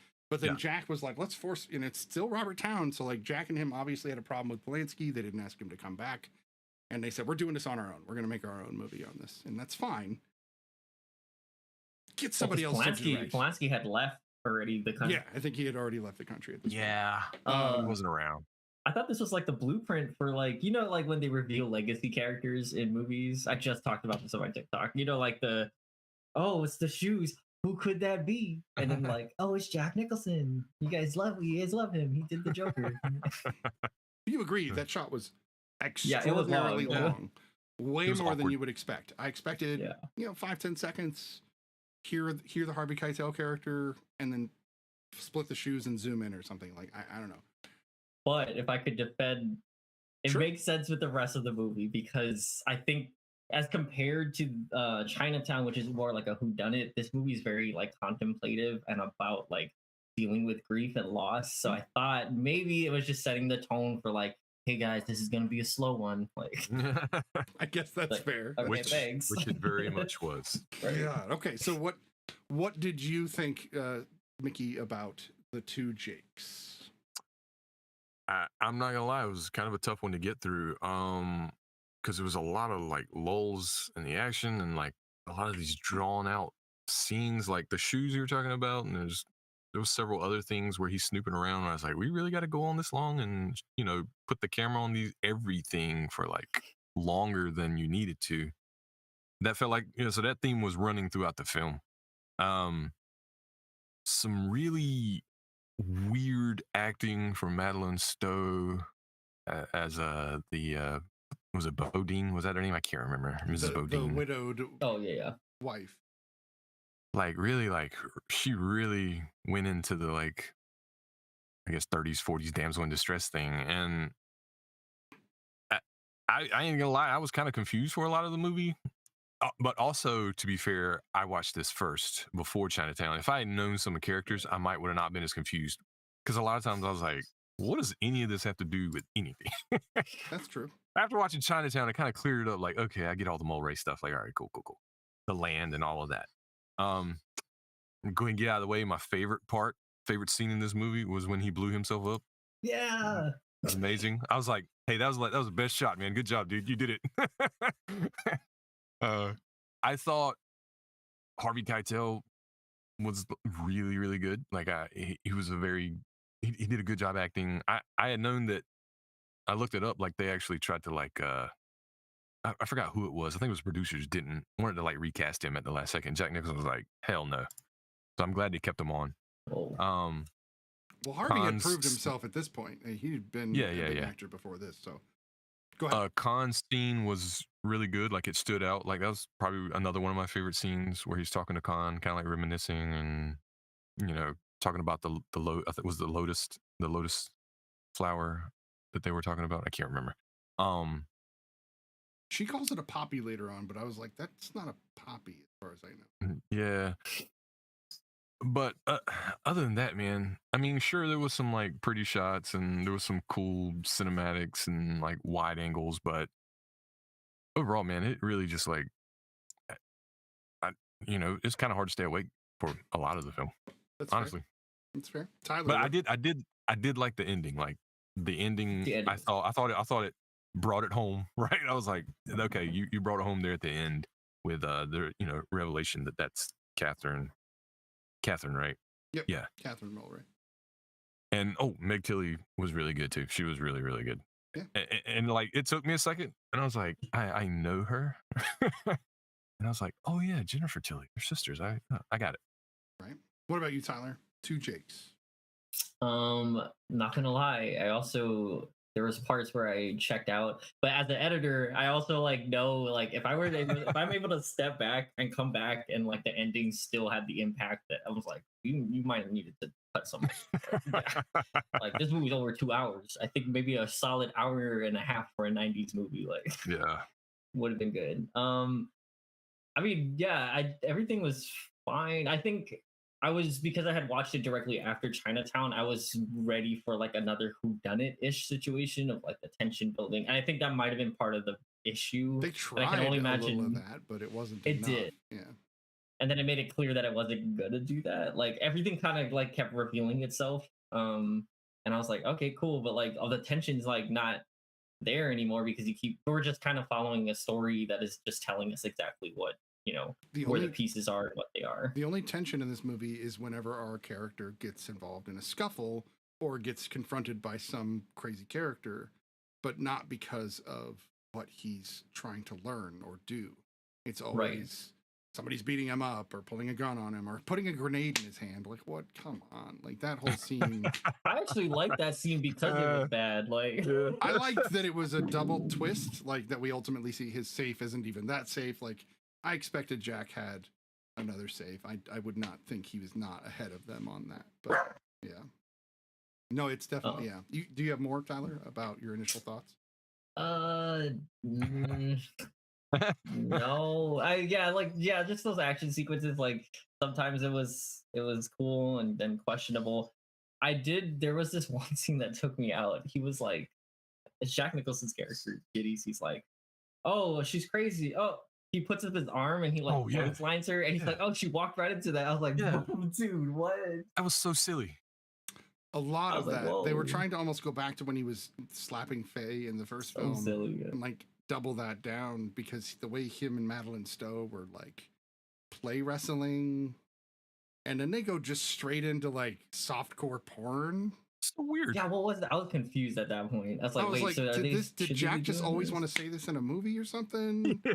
That's what it felt like. He always just wanted to tell a girl to get on her knees and stick her butt in the air. Like I swear he insisted it was in the movie. It felt like a scene that didn't belong in the movie somehow. Like, her character felt like a character that didn't belong in the entire. If you took her character out, nothing changes other than her like he's lying on the stand. Like, so what do you care if he's lying on the stand? Oh, did you feel like that? I thought that court scene was so. I don't know if it's because I've seen so many court scenes. Yeah, it was jarring. It was like weak. It was weak. It was rushed, and there was far too much like to each character, like as quickly as they could to show all their reactions. I was like, Jack, are you in the editing booth as well? I have a problem with you.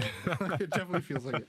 I don't know. I could tell, again, I think Jack Nicholson is probably one of the greatest actors that we've had in Hollywood. I definitely think he's deserved his due and everything that he's done and what he's earned. But I do not think that he should have directed this film. I think they should have gotten just about anybody else to direct the film.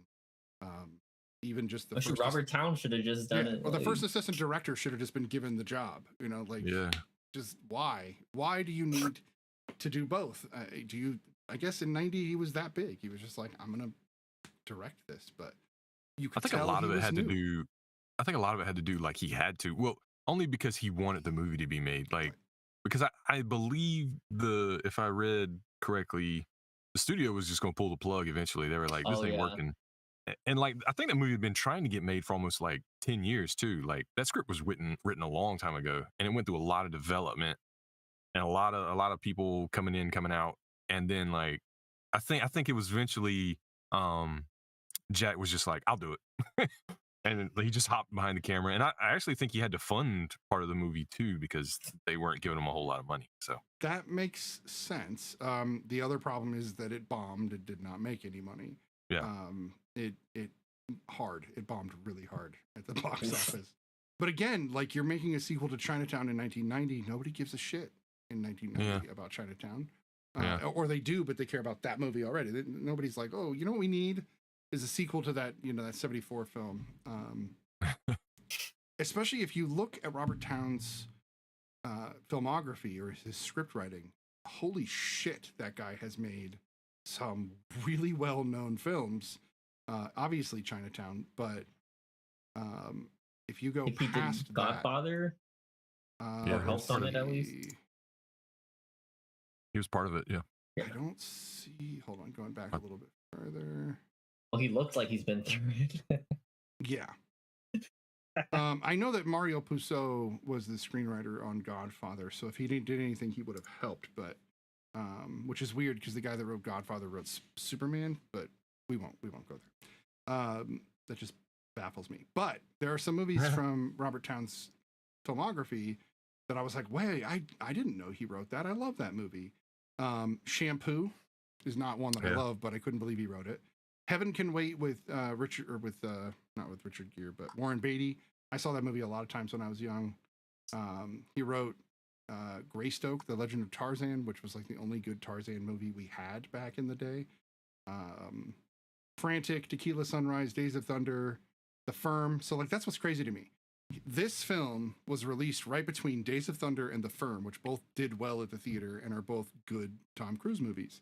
And then The Two Jakes is kind of like tucked in there as this like, oh God, who did that? Then he also wrote the original Mission Impossible, Without Limits, Mission Impossible 2, and then he retired kind of after that. But he's got a hell of a career. And that's part of the reason why I think Brian wanted to bring him up is because he has such a seasoned career. Bonnie and Clyde, oh, he's uncredited, so he must have just helped with that script, I guess. Anyway, I think this movie would have been better had it been directed by somebody more seasoned, even somebody who had had at least one other film under their belt as a director and had watched Chinatown rather than just worked on it. Because I don't feel like Jack sat down and watched Chinatown before they made this movie. I don't think they, you know... I think they just were like, well, let's just go with the script that Robert made and we'll run with it. And it was, you know, I don't know. It feels so disheveled. If I remember correctly, I don't think he finished it either. It was like, they said it was like 80% done and like Jack kind of like finished it. So maybe that's probably part of it. So that's why the Madeline Stowe, he always just wanted to have a scene with Madeline Stowe. Okay, this all is making way more sense to me now. Probably. Yeah, I had never seen her like that either, so that really kind of messed with me. I was like, she was always more prim and proper, I swear, in other movies.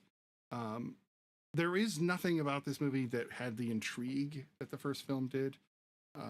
Although I do remember myself thinking after watching Chinatown, like, what happened to that girl? That was what I thought. What happened to that girl? So obviously they thought that too and wanted to tell us that story. But is it? Did you feel like that story got like lost a little bit though, like along the way? Like I was like not even thinking about Catherine like half the time until So it was more about his conscience about her rather than her in her story, or about the other Jake. You know, obviously the movie's called The Two Jakes, so it's literally about Jake Berman, who I liked ended up not being an actual bad guy. That's one of the other things I liked about the ending, that he's not. He was just there. He was the other Jake in her life to try to conceal her pain and her horrific backstory from the world, and the fact that they both did that together, I liked. That was an aspect of the film I did like, that they were both willing to protect her. I don't know why she tried to kiss him in the end. That was gross. It was like kissing her dad almost. Yeah. From what I could tell, like, not her real dad, although gross. Anyway, now we're That's the thing. There's too many things. There was too many things at that moment.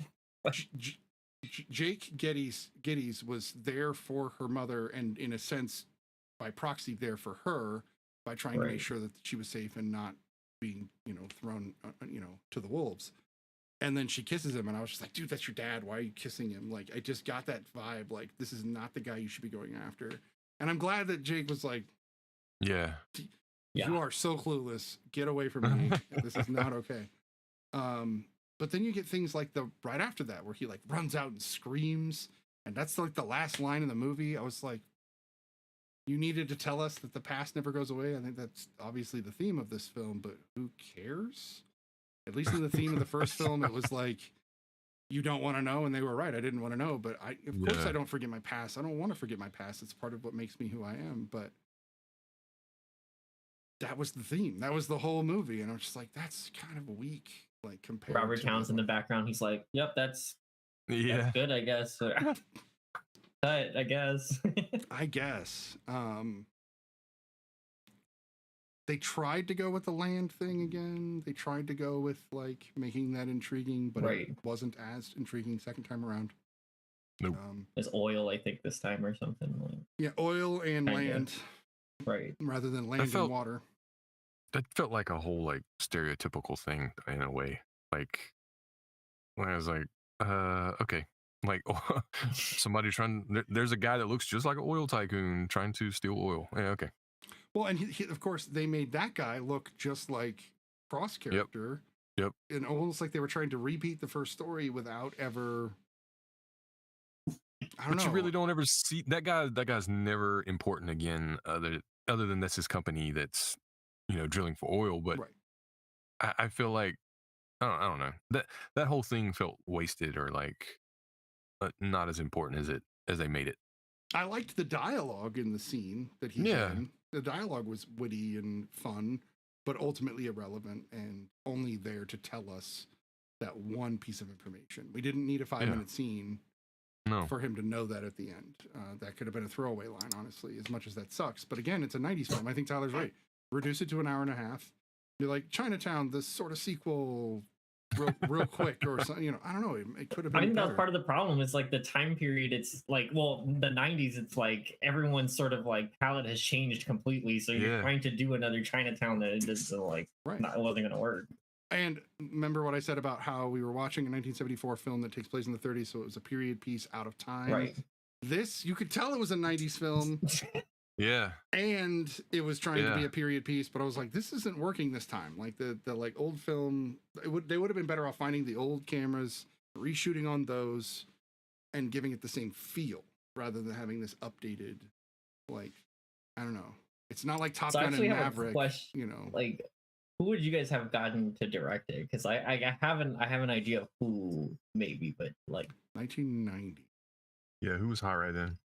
Well, that's a good question. Who? Just tell us, because I can't think of a director from '90 that would have been relevant.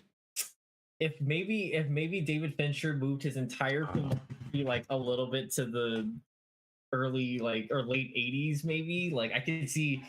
I feel like him, because Robert Towne's scripts remind me a lot of like Aaron Sorkin scripts, where like they're very quick usually. I mean, with the exception of the two Jakes, but I feel like David Fincher could really do like a Chinatown-esque movie, like. All right. What about somebody a little bit? Well, you wouldn't want somebody like I can't David Lynch. Yeah, it was actually that's exactly. You wouldn't want Lynch because then it might have been more interesting, but you would have just weird people in the background for no reason, and the music would have been way different. And the music in this, I gotta say, there was so many like moments where they were doing almost Japanese style music with like the or even Chinese music where it was like the whistle or the the flute that you hear in the background. I was like, this is a detective story, right? Like this isn't, and it's not taking place in Chinatown this time. So what is this? Why are you guys playing this music in the background? It felt disheveled. So the score was okay. Not really memorable. Ridley? 1990, man. That was a weird year for film. It doesn't feel like there was anything good that year at all. Whenever I think about 1990, but I was also pretty young then. I'm actually going to look that up because I'm really curious. Good movies from 1990. Yeah, this is the problem with films like this, is that when they're bad, it's either they've got to be bad enough for us to thrash on them and enjoy ourselves, or they've got to be good enough to have intriguing things to talk about. And this movie fits right in the middle of those, where it's like, it's okay. There were good moments, there were bad moments, but it's pretty much forgettable. There's nothing that really sticks out to me. Oh, Casino came out. Well, that was 95. I'm just looking for 1990. Jeez. Yeah. 91, 95, 98. None of these are, this doesn't make any sense. What was the number one movie in 1990? The number one movie was Ghost. Maybe that should tell you guys what 1990 was like. But this compared to Ghost is a much more enthralling story and a much more enthralling screenplay. So I can see why it was number one, but that's just weird. Yeah, no, I wish there was more we could talk about with this movie, but it's kind of Casino came out in 95, so that would have been a few years later. I don't see any like popular 90s movies. This is weird. I wonder like what Clint Eastwood maybe could have done with it. Ooh. But was he? I don't know if he was directing in 90 He yet. was directing. He directed Heartbreak Ridge, so he had directed in the 80s. He just wasn't known for his directing at that point. Right. Yeah, I mean, how can you make a movie like this when 5 years later Johnny Mnemonic comes out? I just don't understand. You know, Natural Born Killers. You know, the 90s were so different. So your point, Tyler, about trying to rehash this old concept was basically just Jack and Robert going, "We want to see this character again." I didn't need to see the character again. I really didn't. Maybe it is one of those movies, right? Like if I could just, I wish I could just take it out of. Just take it back. If it was like maybe 10 years earlier, maybe they could have done something interesting. But yeah, they waited too long. Yeah, it had been, if it had 1980, 6 years, there were still plenty of films that were, you know, shot in that way and released in that way. Not all were blockbusters in 80. Yeah. But yeah, by the time we get to 1990, everything's stylized, everything's quick, it's witty, it's fast, it's dumb, and this movie is neither of those things. Yeah, I'm really kind of at a loss for what else to say, unless you guys can think of anything off the top of your heads. Oh, Goodfellas came out in 1990. So there you go. Oh, that's not good then for the two Jakes. So Scorsese taking on this would have been a much better film. It would have been a totally different movie, like 100%. It really would have been. I don't know if that's a good thing or a bad thing, but it might not have been a good movie. It might have still been a bad movie. I know he would have made it a better movie, but right. It would have been a good Scorsese movie, but maybe not a good. Right. It might not have been a good Jake Geddes movie.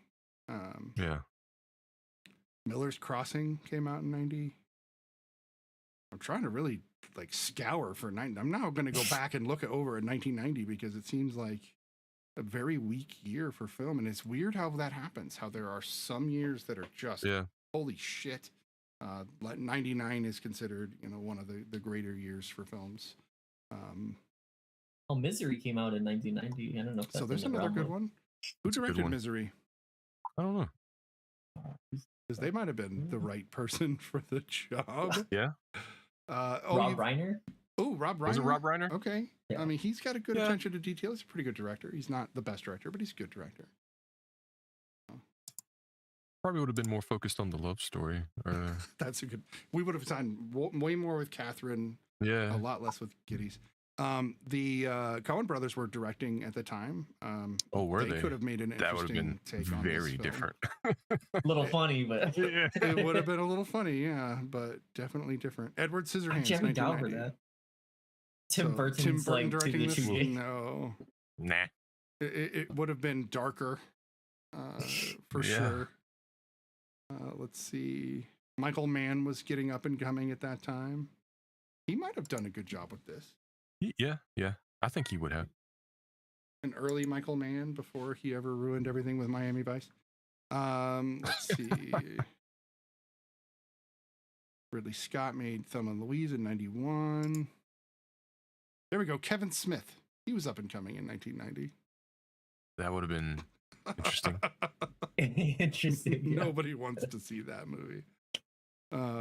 Even Kevin's like, I'm not directing the sequel to Chinatown. I'm not doing it. This is actually more fun thinking about who would be better at directing this movie than Jack Nicholson. And Jack, if you ever hear this, we do love you. We absolutely love you. We appreciate everything you've done for the industry. Icon. But we do agree that your directing is amateur. You're much better. You're much better in front of the camera. Way better in front of the camera. Now, that was something I did enjoy. So we don't just totally thrash this film. I didn't, even though I hated that he was narrating the film because it totally didn't work with Chinatown, right? Yes. Bugged the crap out of me. I'm just like, we're not in the guy's head. Now we're in the guy's head the whole movie. But I still love listening to Jack narrate. Like, I did enjoy hearing him do the narration because he's got a great voice. So I did enjoy that. But at the same time, it just doesn't work for this film. So it's this weird both thing that I don't know how to feel about. I don't know. Yeah, I think I'm at an exhausted level with this movie. I don't know what else to say. Do you guys have anything else to say about it? I just want to make sure we cover the whole thing. I think I've been mean enough. I don't want to like. Oh no, drag it thrash it. anymore. That's what we do. We're just as honest as possible. If you want to drag it through the mud, please do. Clothesline it, whatever you gotta do. Right? Oh, Wild at Heart came out in 1990. So you did have David Lynch directing another bizarre film with even more graphic violence than this movie. I mean, with David Lynch, you don't know what you're gonna. I mean, he did Dune, I think, at one point. Right. You don't know what you're gonna get. Like, Yeah. who That's knows? true. But then after Dune, he did just kind of do his own thing. He, everything Right. from Wild at Heart to Twin Peaks, Mulholland Drive, like all those Mulholland movies Drive, feel yeah. that same like, ugh, Yeah. this is He was doing a gross good and job. weird, Yeah. but good ish. I don't know. I guess Lost Highway is kind of like. No. That's another one. Yeah, no, this is I'm going to spend the next week looking into 1990s films because I'm very intrigued now. Because Sounds like a cool TikTok series. Well, yeah, I'd have to get back on TikTok for that to work. As you guys know, I've been MIA from TikTok mostly because it's a lot, man. You guys know it's a lot to do and keep up on, and to try to come up with videos every single day was just too much for my brain. I ran out of movie questions. If you can believe it.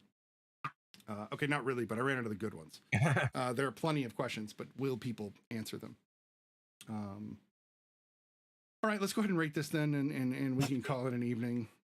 Of course, it has a great soundtrack. Every movie from the 90s has a great soundtrack. That's like the That's rule. true. That's true. They were starting to use more and more bands instead of just scored music or Yeah. Lies. So I'm going to rate this one first since you guys got to rate before. This is a solid 5. I will never watch this movie again. I was bored out of my mind. Really questioning why they decided to make this movie. And Jack, I love you, but please, I'm glad you're retired and not going to direct anymore. Tyler, what do you think of the Two Jakes? It's like it's a soft 5 for me too. Like, I'm not gonna probably rewatch it ever. It has enough things that are like, it's confident. There's enjoyable things about like cinematography, but like ultimately it's like multiple movies in one and it doesn't work. So that's a 5 out of 10 for me. I agree. Mickey? Just to be different, I'm gonna give it a 4 because Well, I'm going to give it a 3 then. We're just going to... it was I'm definitely Damn. just it, like we've already said, it was too long. There was shots went on for too long and points. There was things that didn't need to be there, and the 4 is for Meg Tilly, Jack Nicholson, and Harvey Keitel, and Jack Nicholson getting blown up. That is my 4 points right there. Oh, I did like that. I did like that scene. That's actually something that we've never done before. So, like, the film's getting a 5 for me, but if I were to, like, pull out some things, I still think Jack's a 7 in this. I think he does a good Yeah, he job did and great. brings that character back. Meg is a 7 or 8. She does a great job. Harvey Keitel and the ending are like an 8. Yeah. Like, I do like the ending, which usually says something to me. If a movie is an 8, or not an 8, but if an ending is an 8 or a 9, I'm usually like, yeah, this movie's great, but 2.5 hours to get to that ending is just not worth it. Nope. It's just not. You might as well just be like, what's that ending? And you just tell somebody. It'll save them time.